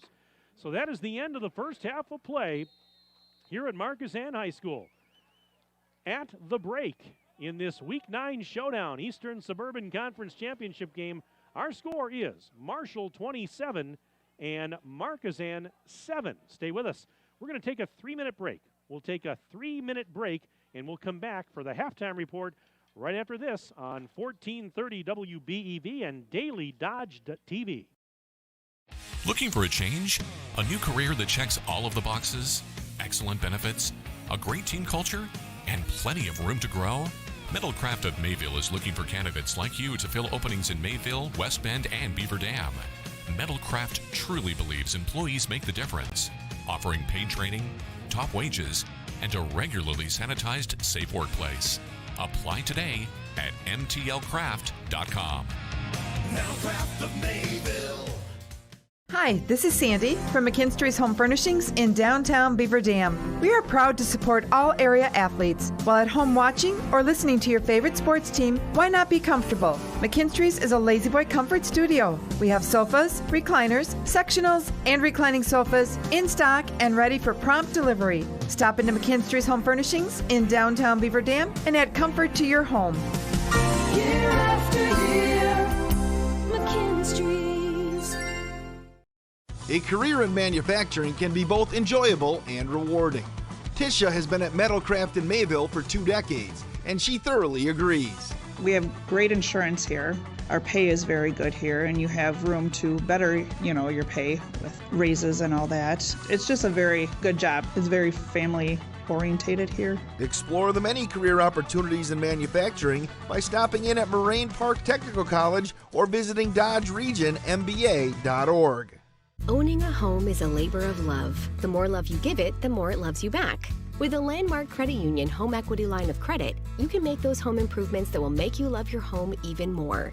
The interest is only 1.49% APR locked for 12 months. Regular rate at 3.99% variable APR. Applying online is easy. Start at landmarkcu.com or call 800-871-2110 for details about credit costs and terms. Landmark Credit Union. Equal housing opportunity. Look around. This book, this meal, this lamp. This world is made of dreams. So when people say American Family Insurance protects things, we shake our head no. Because we protect this, and everyone's dream is worth protecting. Insure carefully, dream fearlessly. American Family Insurance. Contact the Kevin Carnine Agency, LLC at 920-887-9700 in Beaver Dam today. American Family Mutual Insurance Company, SI, and its operating company, 6000 American Parkway, Madison, Wisconsin. My dentist cares about me. Hi, this is Dr. Adam Forster. At Columbus Family Dental, we care about you and your entire family. We're here to provide comprehensive, convenient care for you and your loved ones in a comfortable, laid-back environment. Whether you need braces for the kids or cosmetic work for yourself, we're here waiting for you. Call us today at 623-5559 to set up your no-pressure, free consultation to see if we're the right fit for you.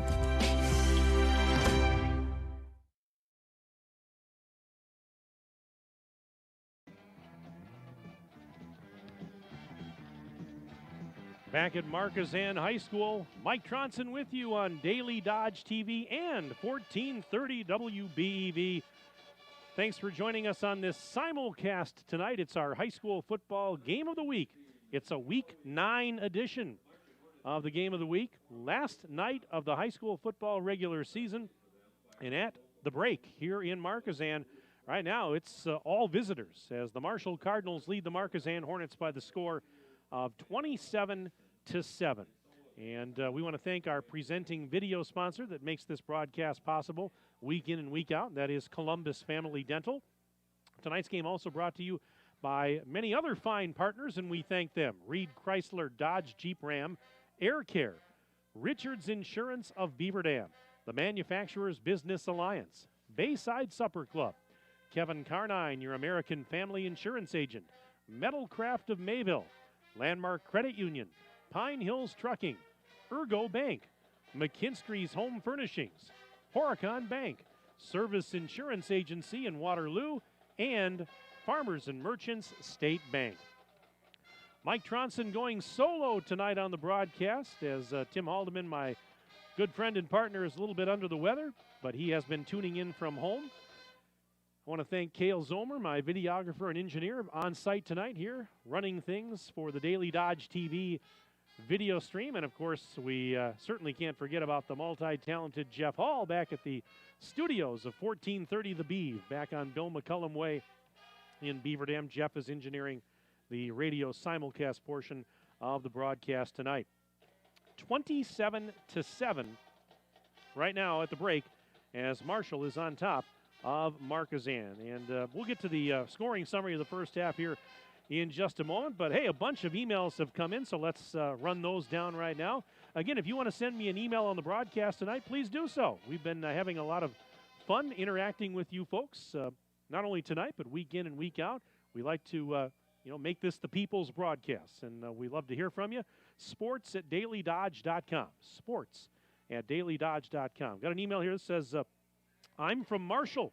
My name is Isaac. Go Cardinals, all in caps, he says. Isaac, buddy, how you doing? Happy Friday to you, my friend. Thanks for sending us that email. Do appreciate you, Isaac. Hope you have a very, very fine weekend. Another one here coming in. Watching the game, cheering for the Marshall Cardinals. Go Cards. That's from Dennis and Doreen Hensler from Sonora, California. Oh, my goodness, all the way from California. So, Doreen and Dennis, thank you so much. Happy Friday night to you. And now, where is Sonora in California? Is that near L.A.? I guess I've never been to California.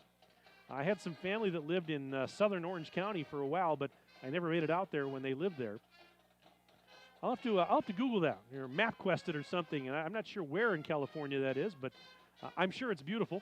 But thank you so much for that nice email. Do appreciate it. All right, another one here. Clayton Roberts here, watching on YouTube from Rio, Wisconsin, in support of friend and family member Gene Roberts, Trevor Roberts' dad, who couldn't be there because he unfortunately is sick. So prayers for Gene and go Hornets. Well, absolutely, we send our prayers for Gene. Absolutely, Gene. Our thoughts are with you, my friend, and here's to a very speedy recovery. Hope you're going to be feeling better real soon, my friend. But thank you, Clayton, for that email, and we appreciate that. And Gene, our thoughts are with you. All right, another one coming in here. This one, they're cheering from Alexandria, Minnesota. This is from Kim and Becky Heimer checking in on the broadcast. Thank you very much. Back in my home state of Minnesota. Used to make it up to, I grew up in the Twin Cities, but used to make it up to the northwest, to Alexandria every once in a while. See what else we got here. We've got, this one says, thank you for live streaming the game along with play-by-play. Hey, Jeremy Kroll and son Beckett are watching his hometown of Marshall play. Jeremy Kroll, class of 2003. Jeremy, I remember you, buddy. I was calling games when you were in high school. That's how long I've been around. This is my 25th year in the booth. And Jeremy, wow, great to hear from you. How you doing, my friend? I hope life is treating you well. And great to hear from you. And thanks for the email. And my goodness, yeah, I remember your games in high school. And my goodness, been a long time. What else we got here? Let's see. Boy, they just keep coming in. Let's see. Okay, Columbus, by the way, leading its game 21-14 with 1:40 left in the second quarter. I still need to find out who they're playing. I might be, is it Lakeside or they've already played Lodi. They've already played Luther Prep. I'll have to look that up, folks, in the next commercial break.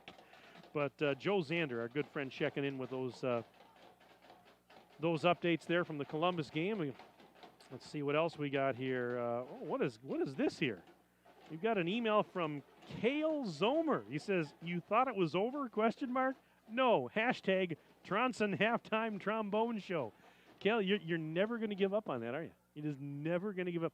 I'm going to have, again, for those of you that don't know, I'm a trombone player. I played trombone in the high school band and played in college. And Cale Zomer, who's right here to my right, the videographer and engineer, he's been on a kick now for a couple of years since before the pandemic started, for me to bring my trombone to a game, football or basketball, and sit in with the band in the trombone section. And actually, the folks in Beaver Dam, the Beaver Dam band director said I was welcome to do that, but I just haven't been able to find the right time. So, okay, Cale, I'll see what I can do See if I can sit in with the band one of these nights here. By the way, Columbus is playing Lakeside Lutheran. Tim Haldeman Tim Haldeman says Lakeside Lutheran is who Columbus is playing. So right now they lead that game, according to Joe Zander. So thanks, Tim. You bailed me out there. He does it when he's here, when we're on the air together, and even does it when he's home and not on the air.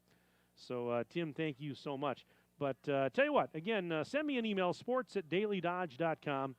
Sports@dailydodge.com. Send me your name, where you're from, who you're cheering for, and we appreciate all of you reaching out during the broadcast tonight. Let's take another 3-minute break. Another 3-minute break, and then we're going to come back. We'll have some first half scoring summaries for you right after this on Daily Dodge TV and 1430 WBEV.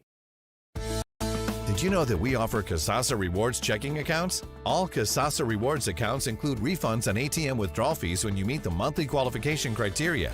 There's no monthly maintenance fee and no minimum balance requirement. Best of all, you get rewarded for doing things you probably do anyway, such as using your debit card, setting up a direct deposit, and taking an e-statement. Every month is a new chance to qualify, and there's no penalty if you miss. Ask for Kasasa today. Restrictions and qualifications apply. Restrictions may vary. Please contact us for details. Ergo Bank, a proud supporter of local athletics. Look around. This book, this meal, this lamp. This world is made of dreams. So when people say American Family Insurance protects things, we shake our head no. Because we protect this, and everyone's dream is worth protecting. Insure carefully, dream fearlessly. American Family Insurance. Yes, I'm a dreamer. Contact the Kevin Carnine Agency, LLC at 920-887-9700 in Beaver Dam today. American Family Mutual Insurance Company, SI, and its operating company, 6000 American Parkway, Madison, Wisconsin. Backed by popular demand, it's the Jeep Celebration event at Reed Chrysler Dodge Jeep Ram in Beaver Dam. Hello, this is Brent Reed. While inventories may be a little lean, the deals are more than stout. Brand new 2020 Renegade Trailhawks from $23,377. Jeep Cherokee Latitude Plus 4-wheel drives, $28,347. And the all-new Chrysler Voyager at $27,745. Speaking of lean inventories, we need your trade and we'll pay up to get it. Let our family take care of your family at Reed Chrysler Dodge Jeep Ram in Beaver Dam and reedchrysler.com.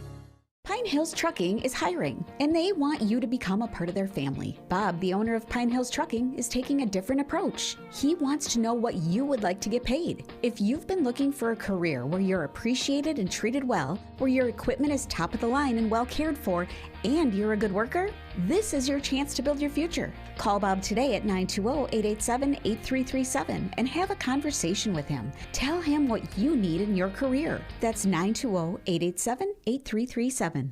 Looking for a change? A new career that checks all of the boxes? Excellent benefits? A great team culture? And plenty of room to grow? Metalcraft of Mayville is looking for candidates like you to fill openings in Mayville, West Bend, and Beaver Dam. Metalcraft truly believes employees make the difference, offering paid training, top wages, and a regularly sanitized, safe workplace. Apply today at mtlcraft.com. Metalcraft of Mayville.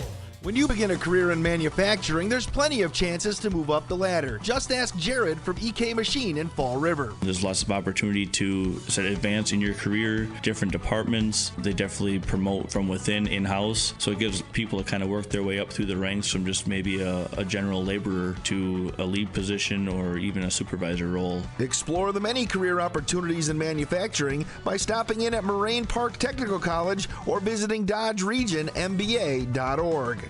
Owning a home is a labor of love. The more love you give it, the more it loves you back. With a Landmark Credit Union home equity line of credit, you can make those home improvements that will make you love your home even more. The interest is only 1.49% APR locked for 12 months. Regular rate at 3.99% variable APR. Applying online is easy. Start at landmarkcu.com or call 800-871-2110 for details about credit costs and terms. Landmark Credit Union. Equal housing opportunity. Halftime here at Markesan High School. With the score, Marshall 27, Markesan 7. Let's run down the first half scoring summary for you. Well, the Marshall Cardinals got on the board in a hurry to start this game.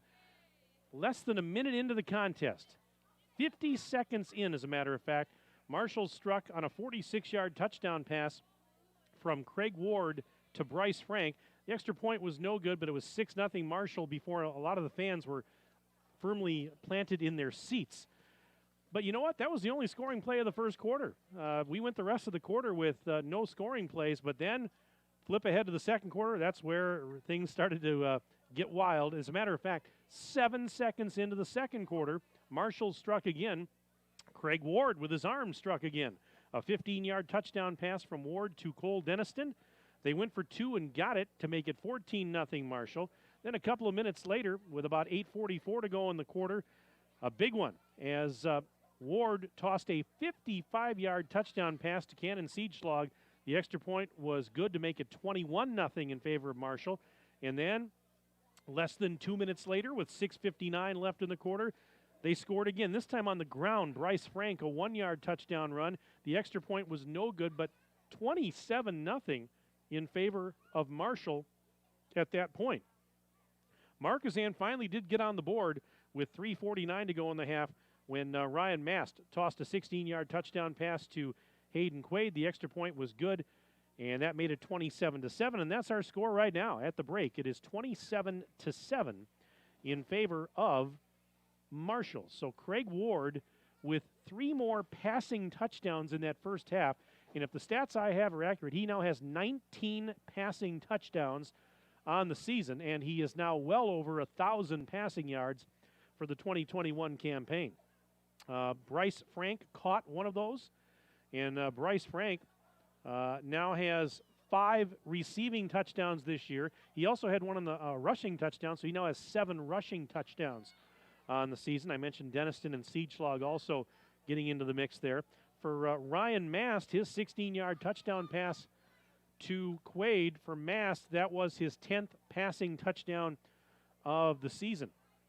And Quaid, that was also his 2nd receiving touchdown for the 2021 campaign. You look out on the field right now, those of you watching the video stream, we've got Markesan youth football out there, and actually they're just heading off the field right now, but youth football night here at Markesan, giving the youngsters a chance to play on the field where the big boys do it. And I'm sure some of those kids that were out there a few minutes ago, we're going to see them on this same field again in a couple of years when they're playing for Markesan High School. Cale, you getting cold? You had a light jacket, and now you're putting the thicker jacket on. Come on, it's not that bad out here. This is, well, he says he's being prepared. Cale Zomer is my videographer and engineer tonight for this broadcast. And Jeff Hall back at the 1430 radio studios, engineering the radio simulcast. My name is Mike Tronson. Thanks for joining me tonight. Heading into this one solo tonight as Tim Haldeman is under the weather, but we definitely hope to have Tim back for playoff coverage next week here on Daily Dodge TV and or WBEV. As a matter of fact, I keep mentioning it, the WIAA football playoffs begin next weekend, level 1 action. We have a lot of good teams in the area, and so all I can tell you right now is if you're wondering, well, where are we broadcasting next week? We don't know that yet because they have to release the pairings this weekend, and then our staff has to get together, and we have to look at the logistics and decide what and when and where we're going to go. So all I can tell you, folks, is to stay tuned to 1430 WBEV and also keep your eyes on dailydodge.com. We'll let you know what our broadcast plans are for the week 1 of the WIAA football playoffs. I mean, these 2 teams will be in the playoffs. Columbus is definitely in. Mayville is in. Cambria Friesland's in. Randolph's in. And I believe and I don't have a score from the Beaver Dam Wanakee game tonight, but no matter what happens there, Beaver Dam sounds like they're going to get in as well. So we have a lot of teams that should be in the postseason from this area. And, hey, that's a great thing. Love to see a lot of teams having success in the area and getting into the postseason, that is for sure. Markesan's going to receive the second half kickoff, and again, they've got some ground to make up as they trail 27-7 in this one. Again, Markesan's only loss on the season was that non-conference game to Amherst back on September 24th. They lost 29-15 to a very good Amherst team. Other than that, they've been perfect. I mentioned both these teams coming into this game with perfect 6-0 conference records on the season. So the winner of this one claims the outright Eastern Suburban Conference Championship. But we're just waiting to get this second half underway. Again, send me an email, We've been having a lot of fun with those tonight. Sports at dailydodge.com. Sports at dailydodge.com. And again, we've talked to a lot of folks already that have been checking in from near and far. But Markesan, as we said, got some ground to make up here as we get set to start this third quarter of play. Yeah, the weather tonight, it's on the chilly side. I'll give you that, but not terrible. It's not terrible. And, I think we're just spoiled because it's been so warm this fall. I mean, last 2 weeks, I kid you not, I was wearing shorts and no jacket. And 2 weeks ago, Tim Haldeman and I were in Lodi. We were sitting outside the press box, and we were sweating. I mean, I was sweating, and I was just sitting there calling the game. Wasn't even really moving, and it was that warm. But again, I'd take that. I'll take that for the next 6 months. That's not going to happen. We know that. But I tell you what, I was not complaining about that. And, Skip Laper, look at this guy here. We've got popcorn. We've got water. Oh, my gosh. Thank you, Skip. Appreciate it very much. Markesan Athletic Director Skip Laper bringing us popcorn and water. I tell you, we cannot gush enough about the service and the hospitality here at Markesan High School. All right, Marshall's going to kick it away to start this second half. Caleb Stoll back deep to receive for the Hornets, who trail by 20, 27-7. Here's the approach. End over end kick. It's a short kick, and this is going to bounce and be taken by Stoll around the 15 to the 20. And breaks one tackle, tries to spin out of the grasp of another man, can't do it. And he's going to be taken down just shy of the 20. So this second half is now underway. And if you're Markesan, yeah, you're down 20. But you've got, 2 quarters here. And especially if you can, maybe get something going, maybe get a quick score here to start this half, you can still claw your way back into this one. Easier said than done against this quality Marshall team, though. 1st and 10. And on 1st and 10, they'll hand it off, and they stole the ball carrier, and he went straight ahead, and he got pushed back. Kind of lost him in a pile of white jerseys. Eric Ayala brought him down, the junior. He's a middle linebacker. Stoll picked up 3 on the play. 2nd and 7. Ball right now is at the 26-yard line of Markesan. Back to throw, Mast. Here comes pressure. Throws across the middle, incomplete. As he wanted to hit Logan Slate. Bryce Frank was there providing the coverage for Marshall. Incomplete. 3rd down and 7 coming up now for the Hornets, from their own 26. How's that popcorn there, Cale? Yep, A-OK. I'm getting the thumbs up. I'll let you dig in since I'm talking right now. 3rd and 7. Mast rolling to the near side. Mast on the run, coming to the near side, throws off his back foot. It is incomplete. He wanted to hit Strax. And Strax tried to make a diving catch right in front of his own bench on the near sideline, could not come up with it.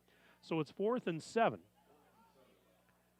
Opening minute of play, 3rd quarter, 4th and 7 for the Hornets from their own 26. Strax is going to have to punt it. So Strax to punt, and Frank back deep once again, standing at his own 40-yard line.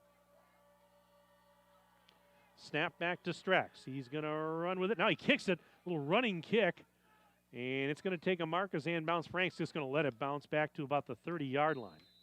And that's where it'll be down, right around the 31st and 10 coming up for Marshall with 11:02 to go in the 3rd quarter. And our score remains Marshall 27 and Markesan 7. And we'll keep it right here as Marshall's set to go back to work offensively. Those of you watching on the video stream tonight, if you look out on the field, and you can see it's hard to make out the yard lines and the hash marks. They're not really painted on the field. They kind of look like they're almost burned in or cut into the field. And so if you're having trouble at home figuring out what yard line the teams are on. We're having a little trouble up here as well as the handoff. They give it to Frank, who goes straight ahead. And Frank got taken down by Strax. Memphis Espinoza was there as well. Gain of about 4. And it'll be a 2nd and 6 from the 34. But, yeah, I mean, I struggled a little bit last week, too. As, they're not really, it's not really the white paint you're used to seeing. It almost looks like they're burned in or kind of cut into the grass. So maybe on your video stream, if you're watching at home, you can kind of tell where the numbers and the hash marks and the yard lines are, but it is tough. And I'm looking through binoculars, and I still have a tough time. 2nd and 6. Back to throw is Ward. Going to throw off his back foot down the right sideline. Got a man caught at the 45 and down inside the 40. On the reception for Marshall, Cole Denniston. Another great throw for Craig Ward. The senior quarterback is just having a field day tonight. The Markesan secondary having some problems defending Craig Ward and company, and it's 1st and 10 for the Cardinals now in Markesan territory at the 37. That's really been a big difference in this game, is the play of Marshall's quarterback, Craig Ward. He's been just outstanding. He's got an arm, and he's got a lot of different weapons in which he can distribute the ball. And he has not missed too much tonight. Keep it on the ground. Modal bounces off one would-be tackler, tries to go to the outside, but fell down, lost his balance, and Modal's going to lose yardage on that play for Marshall. Loss of almost 2, and it'll be 2nd and a short 12 coming up. But, yeah, Ward's play has been just top-notch. And, we've talked about him at length here and how good he is, senior quarterback, and throwing for now over 1,000 yards on the season, and he's very accurate. He's got some strength. He's got some pretty good legs too. He can make things happen. 2nd and 12 from the 39. That play's blown dead.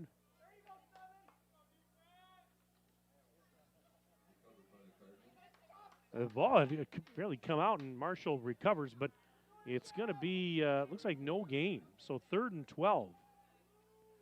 Just under 9 minutes remaining, third period. Eastern Suburban Conference Championship. The outright title's on the line, and right now Marshall in control, leading 27-7 over Markesan. Marshall with a 3rd down and 12 from the Markesan 39-yard line. As Ward surveys the defense, looks left, looks right, barking out the signals, quick throw. Frank catches, and he's going to get taken down by Stoll and company. Strax was there defensively too, and boy, that didn't get much of anything out of that. In fact, I think no gain again. Yeah, the Markesan defense ready for that. So now it's 4th and 12. Now Marshall, what do you do here? You're up 20. 3rd quarter. Do you go for it here, or do you maybe do a little pooch punt, try and pin Markesan deep? It appears they're going to go for it. So Marshall going to go for it, a 4th and 12 from the Markesan 39-yard line. And Ward takes the snap, back in the pocket. Here comes pressure, throws, it is intercepted by Stoll. And he makes the interception around the 35-yard line, takes it near the 40. So Stoll with a leaping interception for Markesan. And really all that does there is serves as kind of a short punt, I guess. So Markesan has the ball, and they're going to have it in better shape than they would have probably had Marshall punted the ball. So that's kind of what it does. But that's still an athletic grab by Stoll with 7:42 left in the 3rd quarter. 1st and 10 Markesan from their own 39. They move left to right as I see it. Split backs behind Ryan Mast. Mast will toss it over to Kroc, left side. He goes to the 40, 45, dragging a tackler with him out near the midfield stripe. Kroc finally tackled on the play by Eric Ayala. But they had some success with Kroc on that play a couple of times tonight. That's a gain of 9. 2nd and 1 for Markesan from their own 48-yard line. Ball's on the left hash.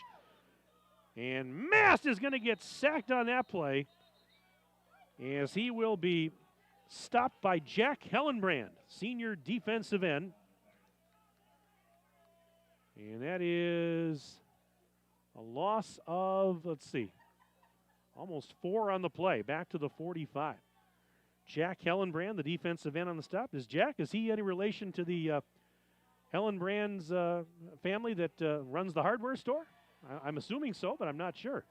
Jack Hellenbrand on that stop. All right, the toss goes to Stoll. Halfback option. He throws a wobbly throw, though, out of bounds and incomplete on the near side. So they wanted to run the halfback option there, but it is incomplete. And it's now 4th and 5 for the Hornets. 6:40 left, third quarter. And the score, at least for now, remains Marshall 27 and Markesan 7.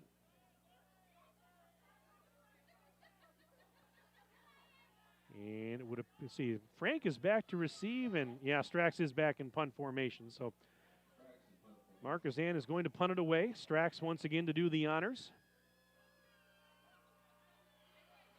And here's they fake it. They go to Quaid. Quaid, the lateral to Strax. Strax has got a first down.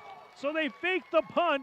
They snapped it to Quaid, who then pitched it to Strax coming around. And Strax picks up the first down. So a little trickery. And it works for the Hornets as they get the first down to the 49-yard line of Marshall. Well, you know, over the years, we've done a lot of Marshall games over the years, and Matt Kleinheinz is not bashful about, dipping into the bag of tricks every once in a while. Who knew John Dunleavy was not bashful either? As they pull out their fake punt, and they execute it perfectly. And on 1st and 10, that's Tyler Mast on the carry. Gets down to the 44-yard line. Gain of, let's see. It'd be a gain of about 5, but let's see what we've got here. Referees now. Did the flag come out? I'm watching our official here. We got a personal foul. Personal foul on Marshall is the call. We haven't had a ton of flags in this game. We've had a few, but it certainly wouldn't be what you would call flag football by any means. But a personal foul, and that's a break for Markesan with 6:10 to go in the third. Still 27-7. The Marshall lead still at 20, but now Markesan with a 1st and 10 from the Marshall 29-yard line. And Mast the toss. Stoll right side he goes. Gets inside the 30, dragging a tackler with him, and that tackler will wrestle him out of bounds. That's Ramon Campos, the outside linebacker. Called his name a couple of times on defense. Gain of about 2. 2nd down and 8 for the Hornets on the Marshall 27. Single receiver to the right. Wingbacks left and right. Now they motion a man.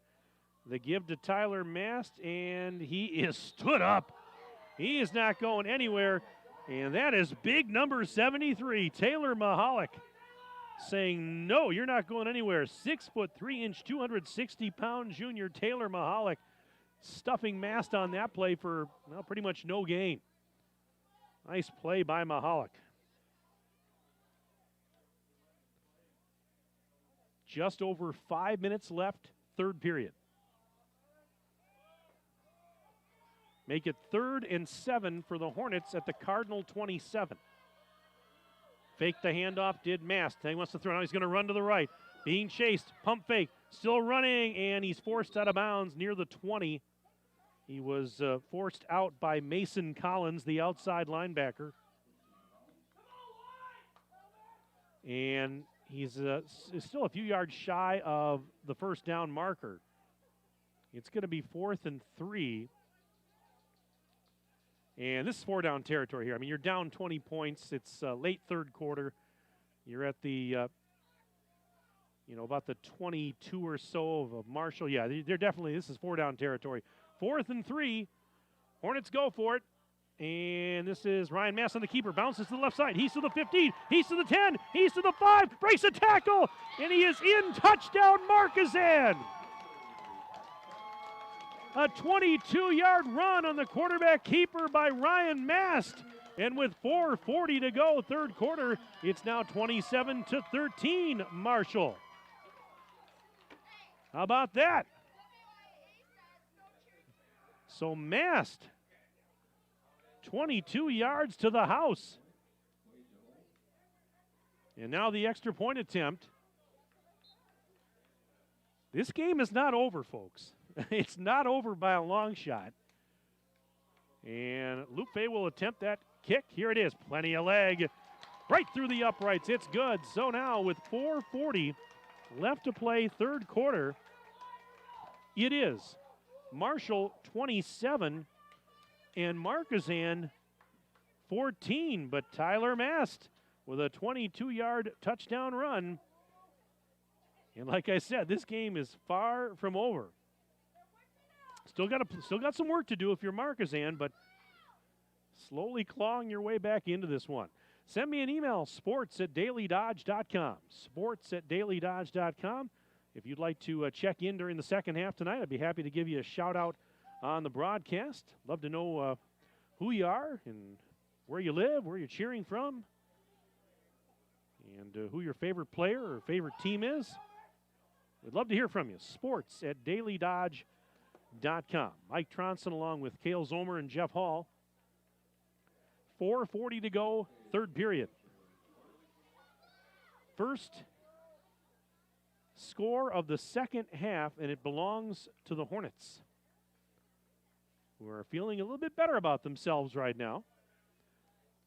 And they're going to kick it back off to the always dangerous Marshall and Bryce Frank. This is a pooch kick, ground ball.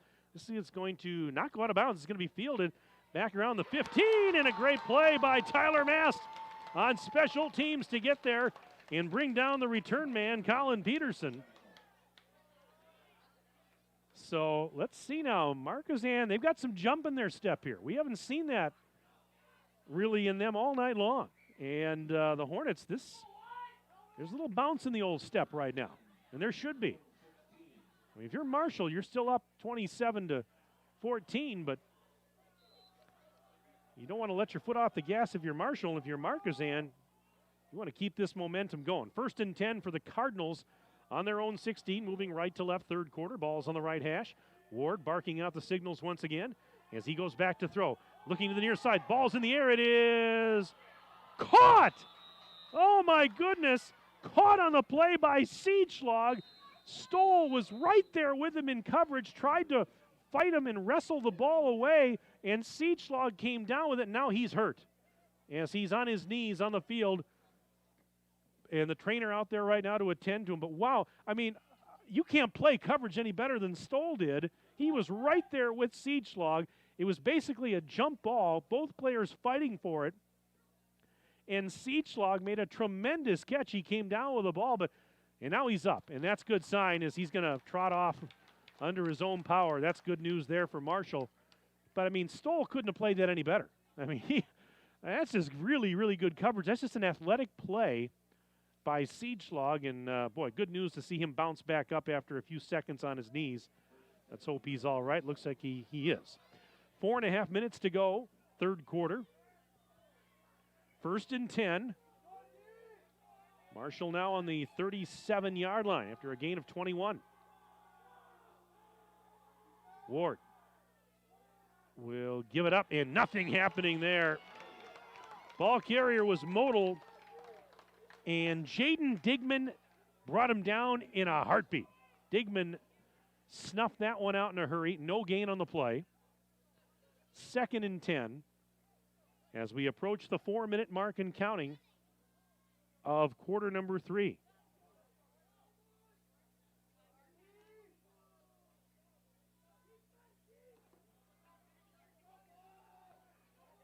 Second and 10. Cardinals on their own 37. Single receiver to the left. Backs in the eye. As Ward, the toss goes to Frank. Right side 35. Breaks the tackle 40. Cut back. 45 to the 50. He's to the 45. 40, 30, 20. And finally brought down by Stoll inside the 20. Bryce Frank with a big gainer. Taking it from his own 37 all the way down to about the 18 of Markesan. Wow. Halftime score, Columbus 28, Lakeside Lutheran 14. Again, that's a halftime score, Columbus 28, Lakeside Lutheran 14. I want to thank Tim Haldeman for sending that update. Here it's 27-14 Marshall, and the Marshall Cardinals with a 1st and 10 now on the Markesan 18. Again, I formation with receivers to each side. Here's Ward, back to throw in the pocket. Towards the end zone, got a man, caught! Touchdown, Marshall! Siedschlag with his second touchdown reception of the game. This one goes for 18 yards, and with 3:05 left in the third, it is now 33-14 in favor of the Cardinals. Ward with his fourth touchdown pass of the night. And as I mentioned, Siedschlag, his second touchdown reception.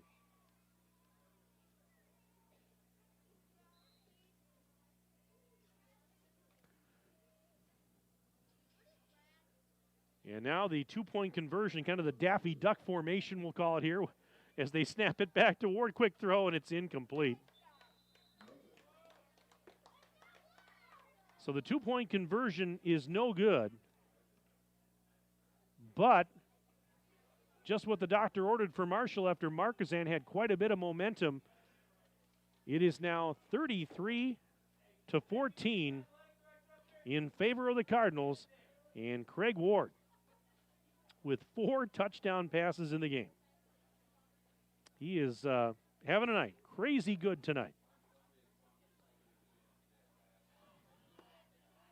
Now, once again, we thank Columbus Family Dental, our presenting video sponsor on the broadcast tonight. Also, we thank Reed Chrysler Dodge Jeep Ram, Air Care, Richards Insurance of Beaver Dam, Manufacturers Business Alliance, Bayside Supper Club, Kevin Carnine, your American Family Insurance agent, Metalcraft of Mayville, Landmark Credit Union, Pine Hills Trucking, Ergo Bank, McKinstry's Home Furnishings, Horicon Bank, Service Insurance Agency of Waterloo, and Farmers and Merchants State Bank. 3:05 left in period number 3. 33-14 Marshall. And we're just waiting for Marshall to come back on the field from the sideline here. And right now, Matt Kleinhein's out there speaking with one of the officials. So just a momentary delay here, but not sure what the conversation was all about. So Ward's touchdown passes in this game, a 46-yarder to Bryce Frank, a 15-yard touchdown pass to Cole Denniston, a 55-yard touchdown pass to Siedschlag, and just a moment ago, another pass to Siedschlag for a touchdown, that one for 18 yards. I don't have my usual individual and team stats tonight. Tim Haldeman's not here, but you get the idea. 1st and 10 after this kickoff. Bouncing ball and bobbled and picked up by Stoll around the 26, and then he gets taken down almost immediately as Campos was there. So just under 3 minutes left in the third.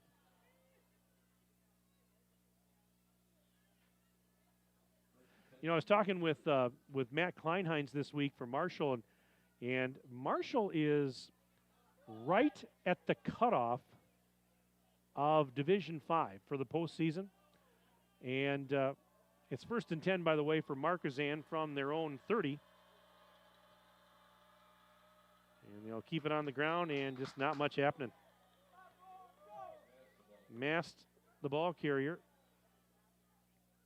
And no gain on the play. Yeah, so Marshall is, as of right now, the smallest school in Division 5. But if things were to fall their way tonight, it's possible they could sneak in to Division 6 for the postseason.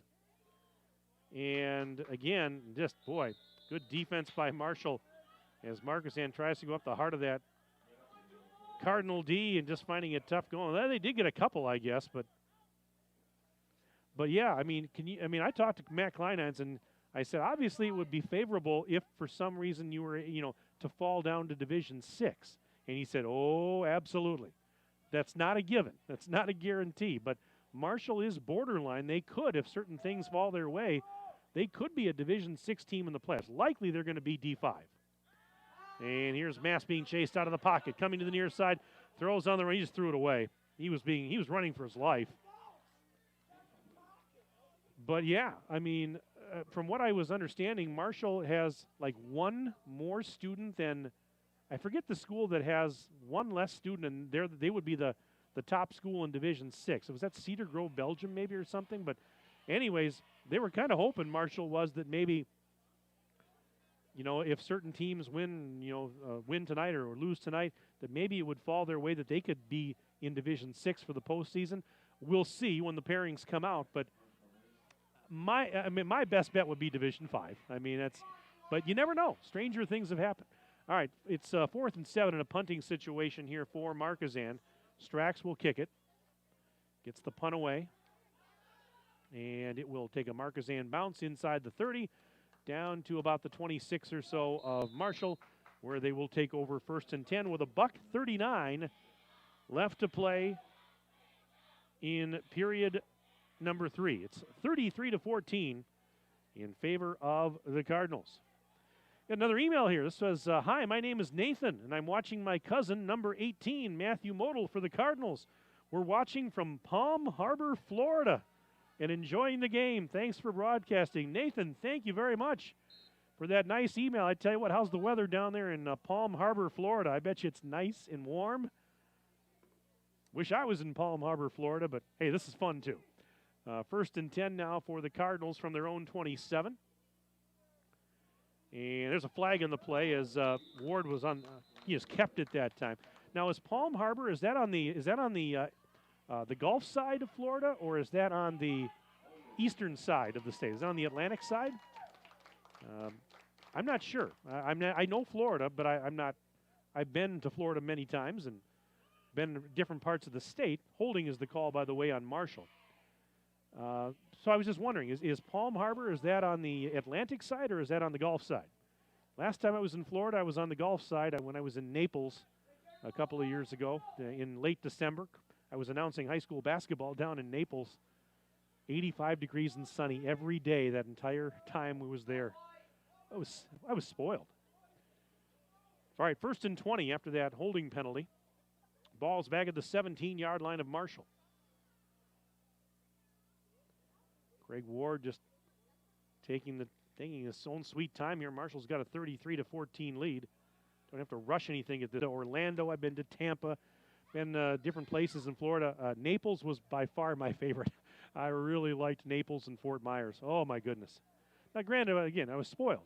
It was the week after Christmas, and it was 85 degrees. I'm used to spending the week after Christmas here, where it's snowy and cold.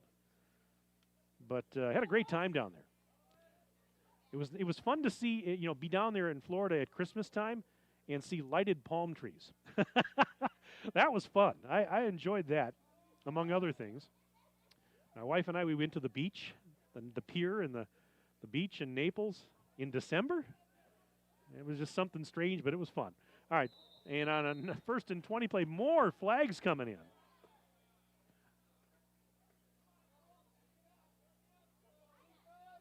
False start. So Marshall here having all sorts of problems on this drive with some penalties pushing them back further and further.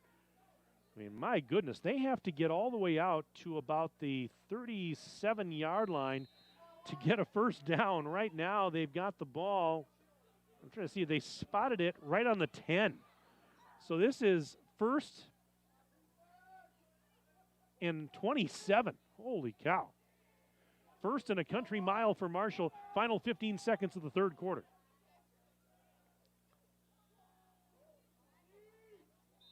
And another flag. Do they take too much time? I'm wondering if that's what's going on here. Let's check this one out. This is about the only stuff that's gone wrong for Marshall tonight. No, another false start with 8 seconds left in the period. So we're rapidly winding down period number 3, but Marshall all of a sudden going in the wrong direction. Luckily for them, they have a 19-point lead.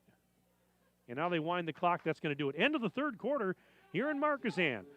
With the score at the end of 3, Marshall 33 and Markesan 14. Let's take a 1-minute break. We're back in 1 minute on Daily Dodge TV and 1430 WBEV.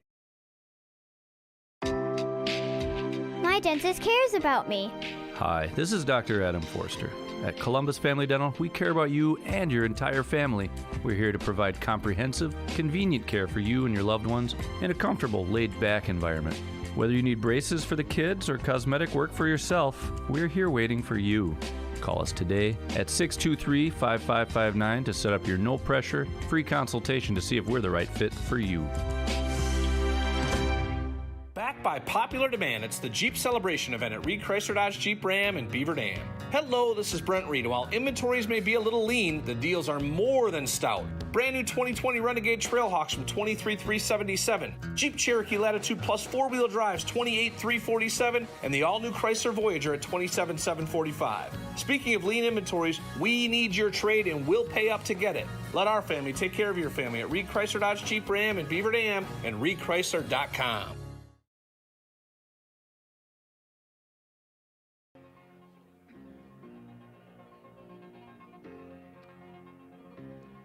All right, fourth quarter about to get underway here in Markesan. 33-14 in favor of Marshall, but Marshall starts the fourth quarter with a 1st and 32 from their own 5-yard line. Penalties on the last few plays have pushed them all the way back to their 5-yard line. And the handoff. Ward gives it up. Frank straight ahead to about the 8, maybe the 9. So he picks up a couple. Strax brought him down.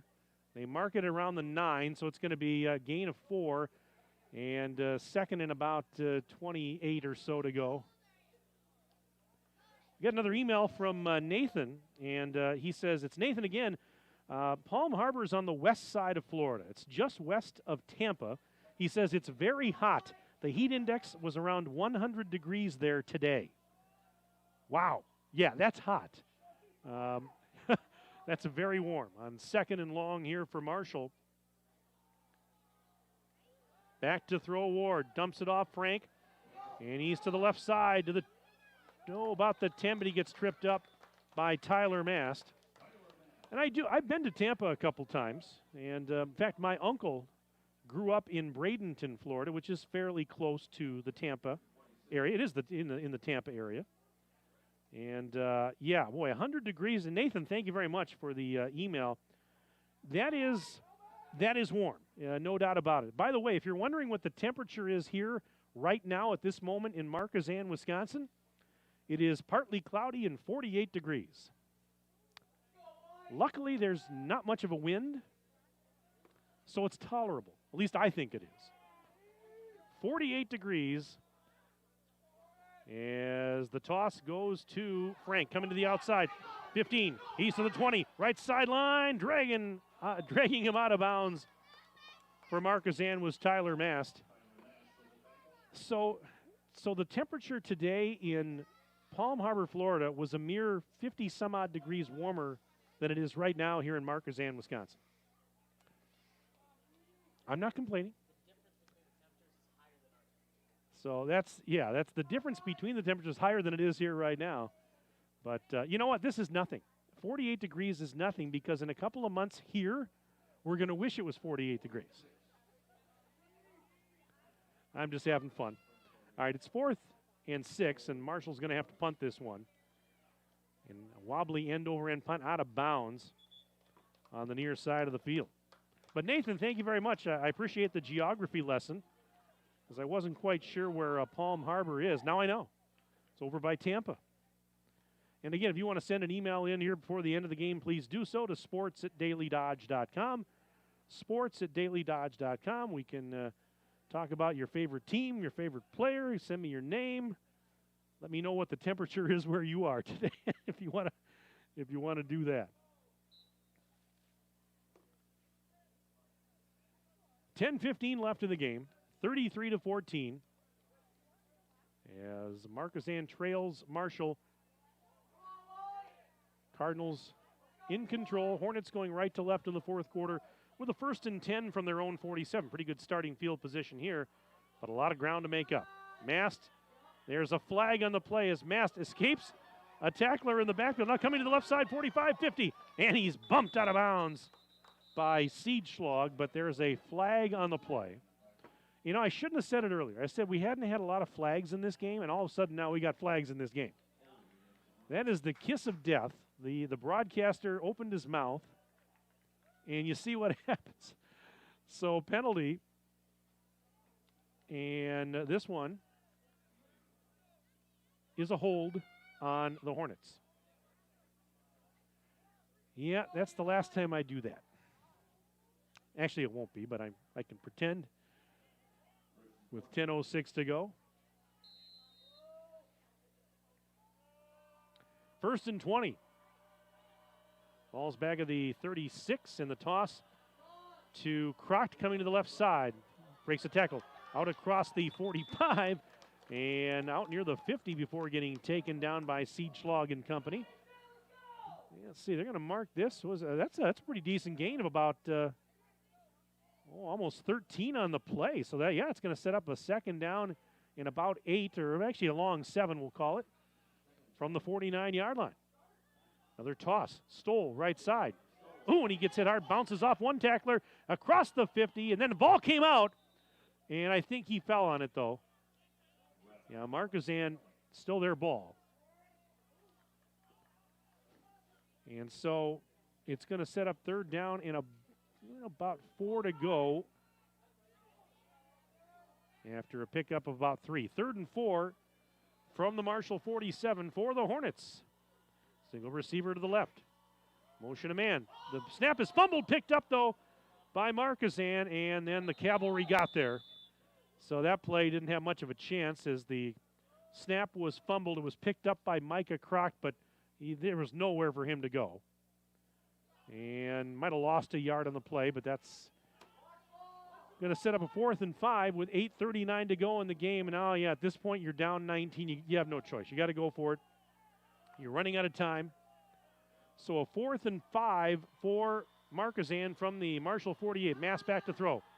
Rolling to the right. Dumps it off. It is caught by Stoll. He's got a first down to the 35-yard line of Marshall.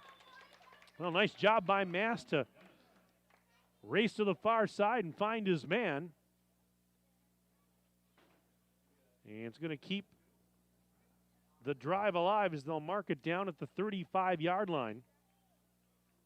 Picked up about 13 on the play. But again, Markesan's got to hurry. They got a lot of ground to make up and not much time left. Going to be tough. Going to be tough. 33-14, Cardinals lead. Hornets now with a 1st and 10 from the Marshall 35. And wait a minute. There must have been a penalty because they're marking it off now all the way down to the 20. I didn't see the call. What was the call, guys? You see that? Was it personal foul or? Yeah. Okay, so there we go. Gave him 15 more yards. The toss to Crocht. He's to the 20. Breaks a tackle, and he tripped up at the 15-yard line. Siedschlag was, I think, the one that got him there.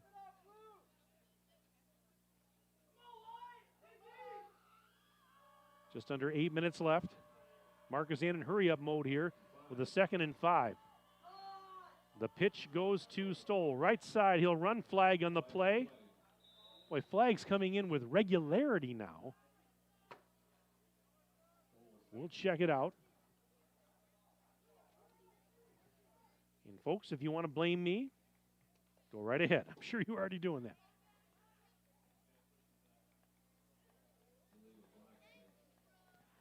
Nathan just sent me another email here as the ball's going to be marked back. Penalty on the Hornets. Nathan says, yeah, that's cold for us. 48 degrees, he says, that's for us warm-blooded Floridians, we would freeze to death. He says, we go up there to Wisconsin every summer. It's never that cold. Yeah. Well, in the summer, it's not that cold. It shouldn't be anyways. And Markesan keeps it on the ground, straight up the middle from the 25 to the 20. On the carry goes Tyler Mast. Yeah, I guarantee you that it's not usually 48 degrees in the summertime up here, Nathan. I've lived up in the Midwest all my life, and if it ever gets to 48 in July, I'm getting out of here. Not going to stick around.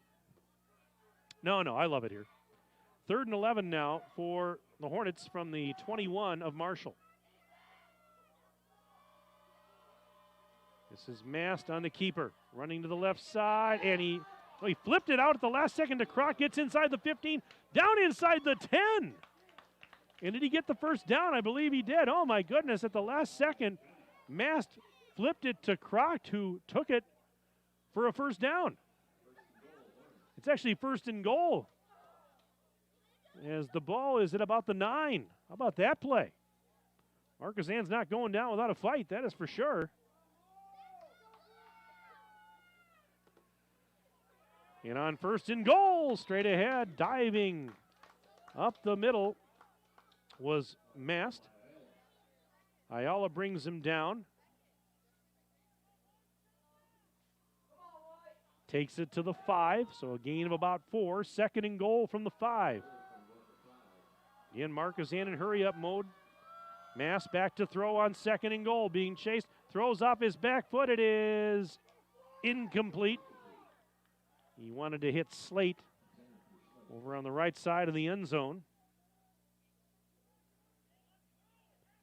Stops the clock with 6:11 to go. Third down and goal for Markesan from the Marshall 5-yard line.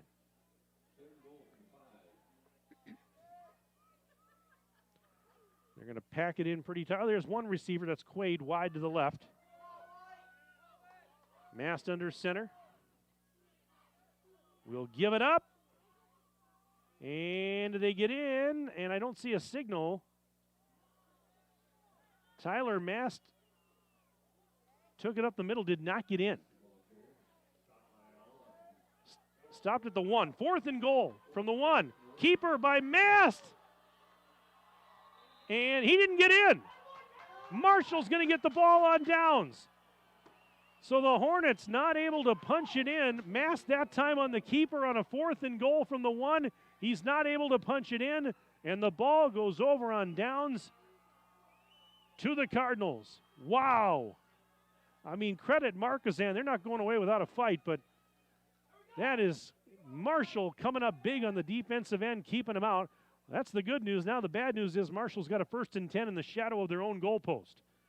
1st and 10 from the 1 with 5:49 left. They lead it 33-14. Now you got to be careful here if you're Marshall. Try and get some breathing room on a 1st and 10 from the 1. Ward still barking out the signals, and on the keeper that time was Ward, and gets a couple of yards up the middle. Gain about 2, 2nd and 8 from the 3. Another email here. This is Jordan Espinoza here, cheering on my brother Memphis, number 53, who plays for the Hornets. He's cheering all the way from Houston, Texas. Go Hornets, and that's from Jordan Espinoza. Jordan, buddy, thank you so much for the email. Appreciate you checking in tonight on 2nd and 8 for the for the Cardinals, rather, from their own 3. And the handoff, and Modal on the left side, trying to turn the corner, can't do it. How's the weather in Houston today, Jordan? So we're talking about Florida and other places. I've been to Texas a couple times. I've never been to Houston. Well, I take that back.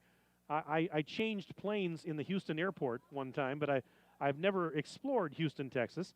I have family in Austin, Texas. I've been to Austin. I've been to Dallas. I have some friends in Dallas. And I also went to the Super Bowl in Dallas a couple of years ago when the Packers were there. But Houston I have not been to. So I'm sure the weather is nice and warm in Houston, Texas today. I got to get back down to Austin. We have a timeout here right now, brought to you by Reed Chrysler Dodge Jeep Ram. Let our family take care of your family. I tell my wife, my cousin and his wife and their kids live in Austin, and my cousin's son, I'm his godfather. And I haven't seen him in a couple of years because of the pandemic, so next chance I get, I'm going to hop on a plane and get down to Austin, Texas to visit my family down there and see my godson, who I have not seen since his baptism a couple of years ago. I liked Austin, though. Nice town. Capital city. Got to tour around a little bit. Texas is a big, big state. a lot of room out there in Texas. I didn't get out to the West Texas. I was in the city, but did get to see some sights in Austin. All right, it's 3rd down and 8 for Marshall from their own 3 with 5:03 left to go.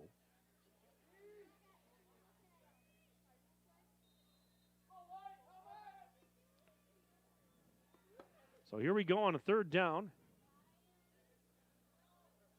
As they motion him in, now he sets, and Ward on the keeper, bouncing to the left side, trying to fight his way out near the 10. And good pursuit that time by the Markesan D. Ward actually came up just a little bit shy. He's about 1.5 yards shy of the stick. But you're up 19 with 4:54 left. And now another timeout has been called by Markesan. This timeout again brought to you by Reed Chrysler Dodge Jeep Ram. Let our family take care of your family. Let's see here. We've got another email that just came in. We're watching the game in support of the Hornets on behalf of our son-in-law, Jason Breaker. So that's from Becky checking in tonight. Thank you so much for the email. And here's one from, this one says, Go Matthew from Grandpa. This is from Barry Modal checking in tonight. Thank you so much for the email. Hope you're having a good Friday night. Again, sports@dailydodge.com. That's where you'll find me, sports@dailydodge.com. Send me a quick one here. We'll sneak you in before the end of the game. On a 4th down and 2, they're going to punt it away. Frank with the punt. And this will be fielded at the 42. To the 35, up the sideline, Stoll, cut back, gets inside the 25, and he's now dragged out of bounds near the 20.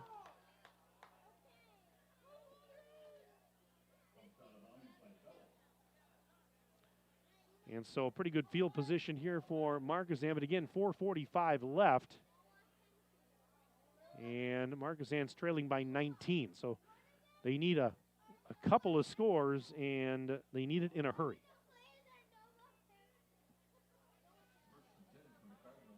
All right, 1st and 10, Markesan. And they've got the ball at the Marshall 22.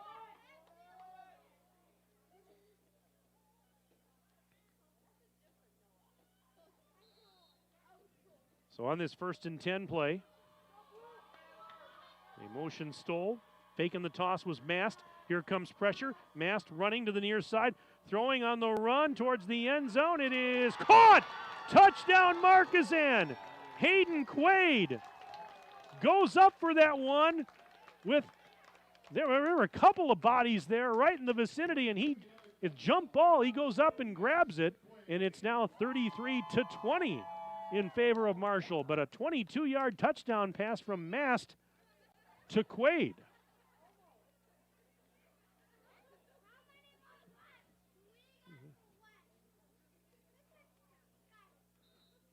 So now, see what the Hornets do here, if they're going to go for 2 possibly. I think that's what they're going to do here.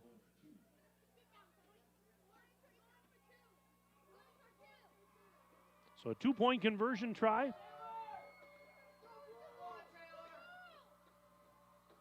And the toss goes to Crocht, left side, lowers the shoulder, flag on the play. He's in, but there's a flag on the play. Let's see if this is going to stand. Crocht got in, but there's a flag on the play. And we'll see if this is going to count or not. We're going to get the call from our official. It is a face mask on Marshall, so it's going to count. 2-point conversion good. So with 4:37 remaining in this ball game, it is now 33-22 Marshall. So an 11-point game. So with 4:37 left, Markesan is down 11. So it's a 2-possession game. If you think field goal and then a touchdown with a 2-point conversion, there's your 11 points. And here's the thing. Markesan's got a kicker. They've got Sebastian Luffe, who has got a leg on him. And, I talked to John Dunleavy about this a few weeks ago and said, how big is that going to be in a big game late in the season or in the playoffs? If it's a tight game or something coming down to the wire, you got you could roll out there and attempt a field goal to tie or win a game. And he says, yeah. He says, no, we do. We sure do. Columbus now leading Lakeside Lutheran 42-21 at the end of the third quarter. So Columbus looking to get a share of the Capital Conference title tonight.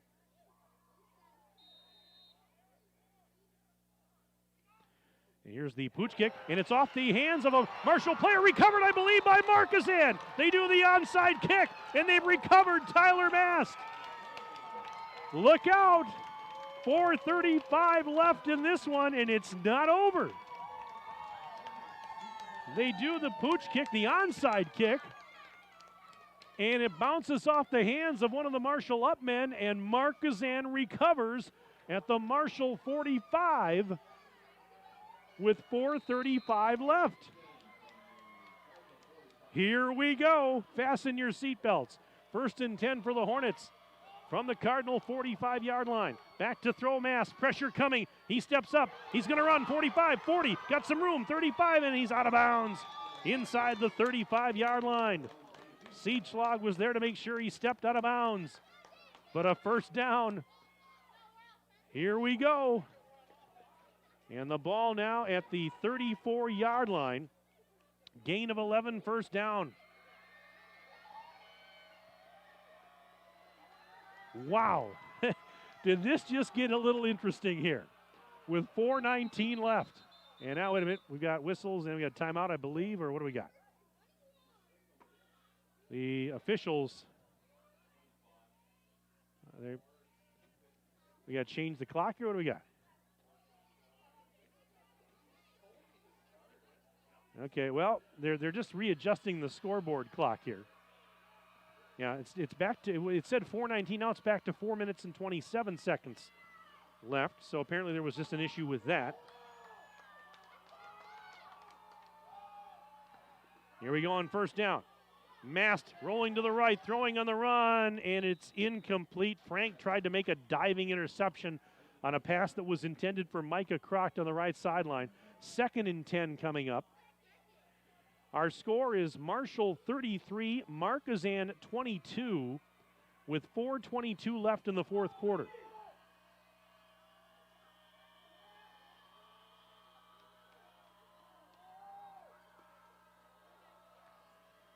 Second and 10 now for the Hornets. Back at the Marshall 34-yard line. Here's Mass. Boy, it's getting loud now. Mass, quick drop, throws, it is caught. Slate, hook and ladders, he laterals to Mass. Tyler Mass to the 20, to the 15. And the ball came up, but he was down. He was down. The ball had come out, but the play was over. He was down.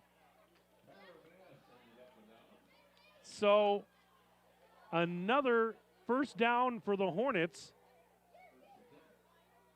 as they mark it at about the 17 or so, and that was a gain of 17 on the play.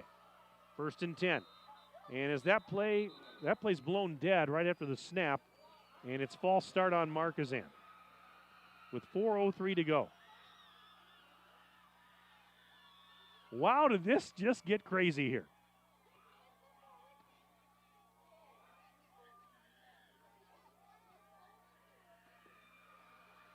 This is why we love doing this. This is why I've been broadcasting games for 25 years. 1st and 15 now. Back of the 23-yard line, and the toss, and Crocht is going to get taken down for a loss by Campos. And now a late flag comes in. What is going on here? The play was long over, and a flag came in after Campos had dropped the player for a loss. Let's see now. The Markesan fans were really getting loud in front of us, and if this is on Marshall, let's see here. And it's a personal foul on Marshall. Late hit, wow. And that's something you can ill afford to have at any time, but especially in this situation. And that is a break for Markesan. And they're going to walk off the penalty yardage. Trying to see, they're going to mark it here. Looks like at about the 14-yard line. 2nd and 6 from the 14 of Marshall for the Markesan Hornets. Trailing by 11 late in the game. Mask, quick drop, wants to throw, pump fake, and he's going to get sacked. Did he get rid of it in time? I don't know. Are they going to call him down or not? Is it a sack or an incomplete pass? And I think an incomplete pass.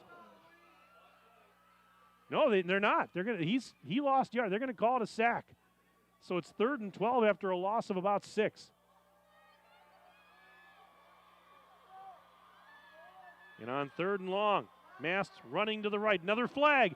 Throws to the end zone. It is incomplete. Now there is a flag out again. Let's check this one out.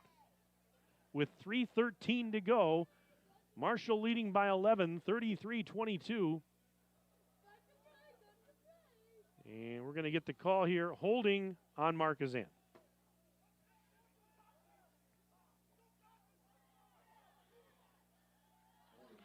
So a holding call, we'll move him back. Got another email here.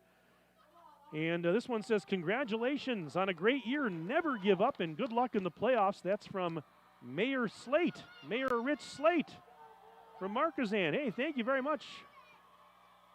Mr. Mayor sending us an email. It says, P.S. Great job in the broadcast booth. Well, I thank you very much. Thank you so much. Glad you're tuned in. I'm honored. I'm honored that you're tuned in and watching the broadcast tonight. It's going to be 4th and 12 for Markesan. And they're going to attempt a field goal. Why not? Because they need 11 points. Lupe is going to attempt the field goal. And here's the kick. And it's blocked. It's no good. It got blocked. Oh, my goodness. And I mentioned it a few minutes ago. They've got a kicker with the leg strong enough to do that. But unfortunately, it's blocked. And Marshall will take over with 3:06 to go in the game, leading by 11. I don't blame him for trying. You've got a kicker capable of doing it. But it is no good. It's blocked in. Marshall gets it back, leading by 11. Wow. What a turn of events. So now the Cardinals, with 3:06 to go, trying to hang on and claim the outright Eastern Suburban Conference Championship. Ward handing it off. Frank coming to the near side, 35, and gets taken out of bounds. Let's see. Yep, clock is stopped, but he got a first down.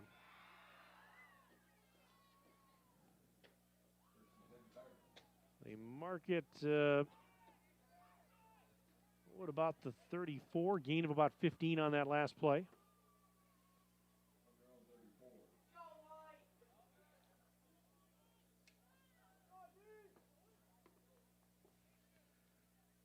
.240 and counting left in the game. 1st and 10, Marshall from their own 34. Single receiver left, couple to the right. Hand off to Frank to cross the 35 and taken down. Got about a yard, maybe 2 on the play, around the 36. Campnell on the stop. And 2nd down coming up.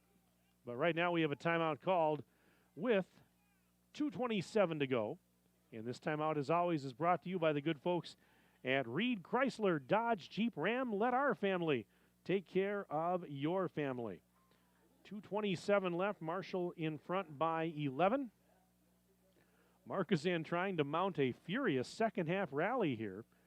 Trailing by 20 at the break, 27-7. And things were getting interesting. Very interesting for a little while there, but right now, Marshall, after the blocked field goal, still with a double-digit lead, and time is precious here. Only 2:27 left.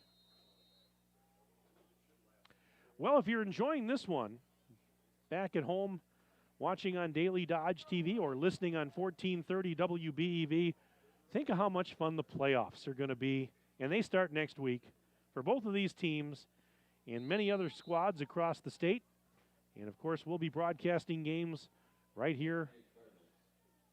And so stay tuned for our our announcement of which games we're going to be covering. 2nd and 8. Marshall from their own 36. The toss goes to Frank.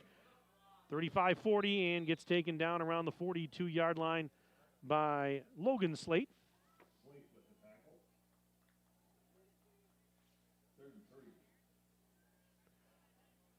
So it sets up a 3rd and 3. 2:07 left.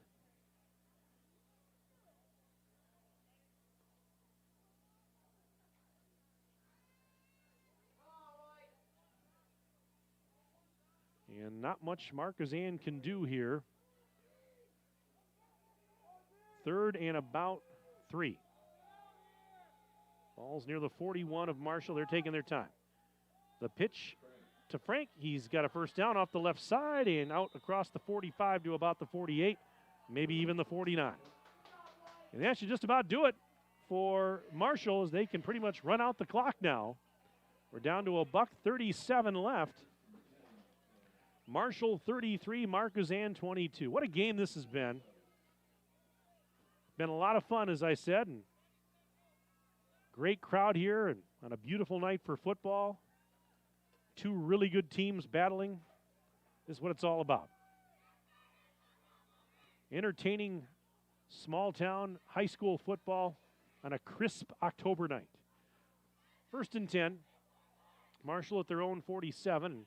Victory formation as the knee is taken. And one more ought to do it. As the clock ticking, we're down to 1 minute left.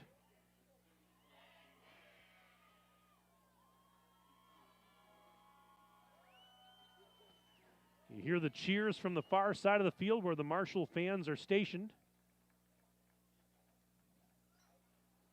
Boy, Markesan sure didn't go away quietly in this one. They made it interesting. This game was in doubt here until just a few moments ago. Now a flag comes out as Marshall was about to take another knee, and one of the Markesan players came barreling across the line. And the penalty's on Markesan, personal foul. Doesn't mean a whole lot here. Kind of a moot point at this juncture with 36 seconds remaining.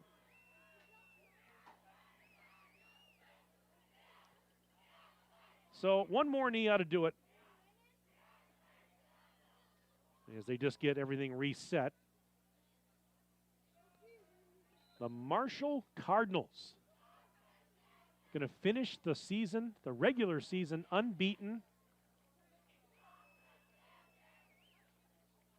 It's been a great, great season. And this team now on to the postseason with thinking for big things. And now the celebration begins as the final knee is taken. The final 11 seconds will tick away, and this game will be in the books. So the Marshall Cardinals are your 2021 Eastern Suburban Conference champions. The Cardinals win this Week 9 showdown here in Markesan over the Hornets. Final score, Marshall 33, Markesan 22. We'll take a break. Let's step aside for a 3-minute break, and then we'll come back for our post-game report after this 3-minute break on Daily Dodge TV and 1430 WBEV. If a new smile is what you're looking for, we have the answer for you. Hi, this is Dr. Adam Forster at Columbus Family Dental, where we specialize in making people smile. We promise to take the time to get to know you so we can provide you with a custom plan to help you achieve the smile of your dreams. Our experienced team looks forward to hearing from you soon. Call us today at 623-5559. Come to Columbus Family Dental. The people here are nice, and I trust them. Back by popular demand, it's the Jeep Celebration event at Reed Chrysler Dodge Jeep Ram in Beaver Dam. Hello, this is Brent Reed. While inventories may be a little lean, the deals are more than stout. Brand new 2020 Renegade Trailhawks from $23,377. Jeep Cherokee Latitude Plus 4-wheel drives $28,347, and the all-new Chrysler Voyager at $27,745. Speaking of lean inventories, we need your trade and we'll pay up to get it. Let our family take care of your family at Reed Chrysler Dodge Jeep Ram in Beaver Dam and reedchrysler.com. Pine Hills Trucking is hiring, and they want you to become a part of their family. Bob, the owner of Pine Hills Trucking, is taking a different approach. He wants to know what you would like to get paid. If you've been looking for a career where you're appreciated and treated well, where your equipment is top of the line and well cared for, and you're a good worker, this is your chance to build your future. Call Bob today at 920-887-8337 and have a conversation with him. Tell him what you need in your career. That's 920-887-8337. Look around. This book, this meal, this lamp, this world is made of dreams. So when people say American Family Insurance protects things, we shake our head no. Because we protect this, and everyone's dream is worth protecting. Insure carefully, dream fearlessly. American Family Insurance.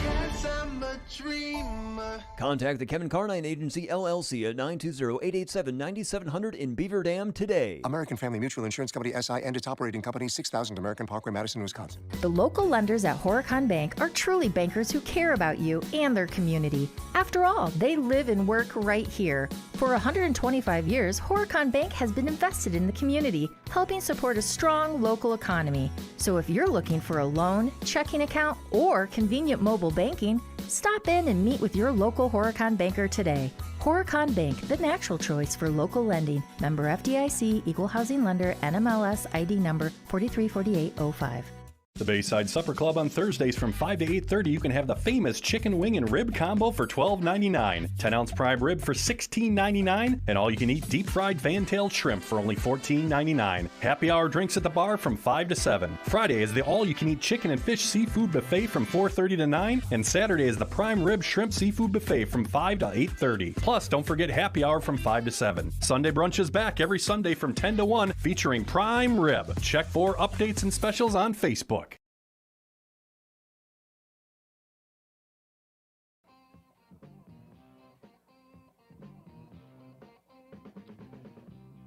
Final score once again here in Markesan. The Marshall Cardinals come to town and earn a 33-22 victory over the Markesan Hornets. And in the process, the Marshall Cardinals win the outright Eastern Suburban Conference Championship. So the Cardinals improve to 9-0 on the season and a perfect 7-0 champions of the Eastern Suburban. Hey, Markesan's still in really good shape. The Hornets are now 7-2, and they finish a fine conference slate at 6-1. Both of these teams came into the game ranked. Both of these teams will be in the WIAA postseason, which gets underway next weekend with level 1 action. But tell you what, credit Markesan in this game. They were down 27-7 at halftime, and Marshall had owned that first half, but the Hornets did not give up, and they fought furiously, and they tried to stage a furious comeback here in the second half, only to fall a little bit short. Let's tell you how it unfolded. Again, it was 27-7 Marshall at the break. In the first half tonight, Craig Ward, the fine senior quarterback for the Cardinals, tossed 3 touchdown passes in that first half. A 46-yarder to Bryce Frank, a 15-yarder to Cole Denniston, and a 55-yard touchdown pass to Cannon Siegschlag. Bryce Frank also scored a rushing touchdown, a 1-yard rushing touchdown in the first half for Marshall. They scored the first 27 points of the game. Markesan got on the board right before half with Ryan Mast tossing a 16-yard touchdown pass to Hayden Quaid. So it was 27-7 Marshall at the break.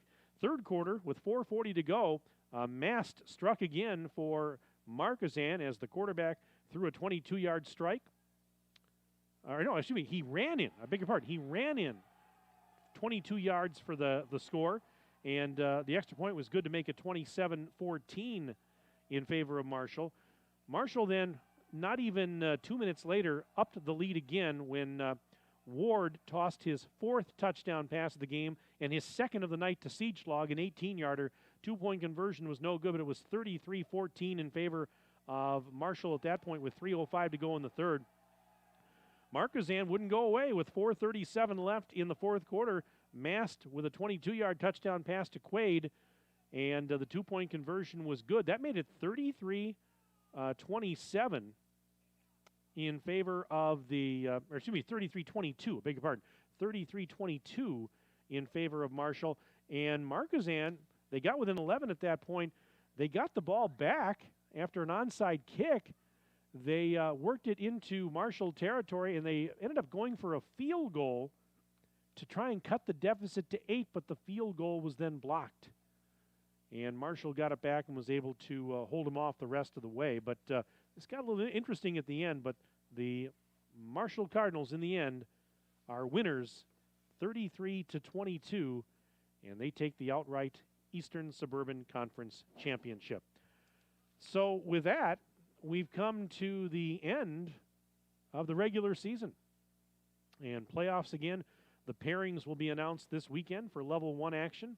And again, stay tuned to dailydodge.com and 1430 WBEV, as I imagine that early next week we'll announce our coverage plans for next weekend. And you know, we'll tell you who's going where, who's playing who, and which games we may be broadcasting, as Cale just zoomed in on the camera there to the Marshall team photo, conference champs.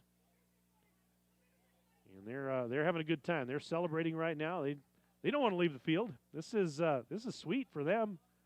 If you're Markesan, though, I tell you what, still had a fine regular season, and you're still a formidable foe come the postseason. But congratulations to both these teams. Hats off to Marshall and head coach Matt Kleinheinz on their Eastern Suburban Conference title. So that's going to pretty much wrap things up here. We want to thank, again, our presenting video sponsor that made this broadcast possible. And again, that is Columbus Family Dental. Also, tonight's game brought to you by Reed Chrysler Dodge Jeep Ram, Air Care, Richards Insurance of Beaver Dam, the Manufacturers Business Alliance, Bayside Supper Club, Kevin Carnine, your American Family Insurance Agent, Metalcraft of Mayville, Landmark Credit Union, Pine Hills Trucking, Ergo Bank, McKinstry's Home Furnishings, Horicon Bank, Service Insurance Agency in Waterloo, and Farmers and Merchants State Bank.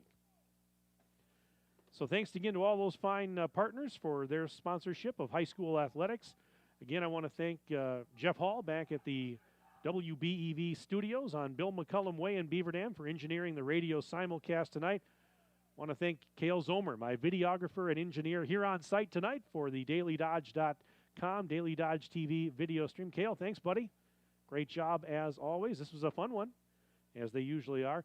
And another shout out and a get well message to my partner in crime, Tim Haldeman, who could not be here tonight. Tim, feel better soon, my friend, and we'll look forward to having you back in the broadcast for Level 1 of the postseason. Hey, and also thank you to all those folks that were so kind enough to send me an email during the broadcast. And boy, we had quite a few of them coming in. And again, we like to make our broadcasts interactive and fun. We want to make you feel like you're a part of it, even if you're watching from afar. And to those of you that were interactive with us tonight, we do thank you very much. And warm greetings to you, and I hope you have a very, very fine weekend. That's going to do it from Markesan, 33-22, your final, as the Marshall Cardinals claim the 2021 Eastern Suburban Conference title with an 11-point road victory over the Markesan Hornets. For Cale, for Jeff Hall, and for Tim Haldeman, Mike Tronson saying so long from Markesan. Have a pleasant evening and enjoy your weekend. We'll talk to you again in the playoffs. This has been a WBEV Sports and Daily Dodge TV presentation. Good night, everybody.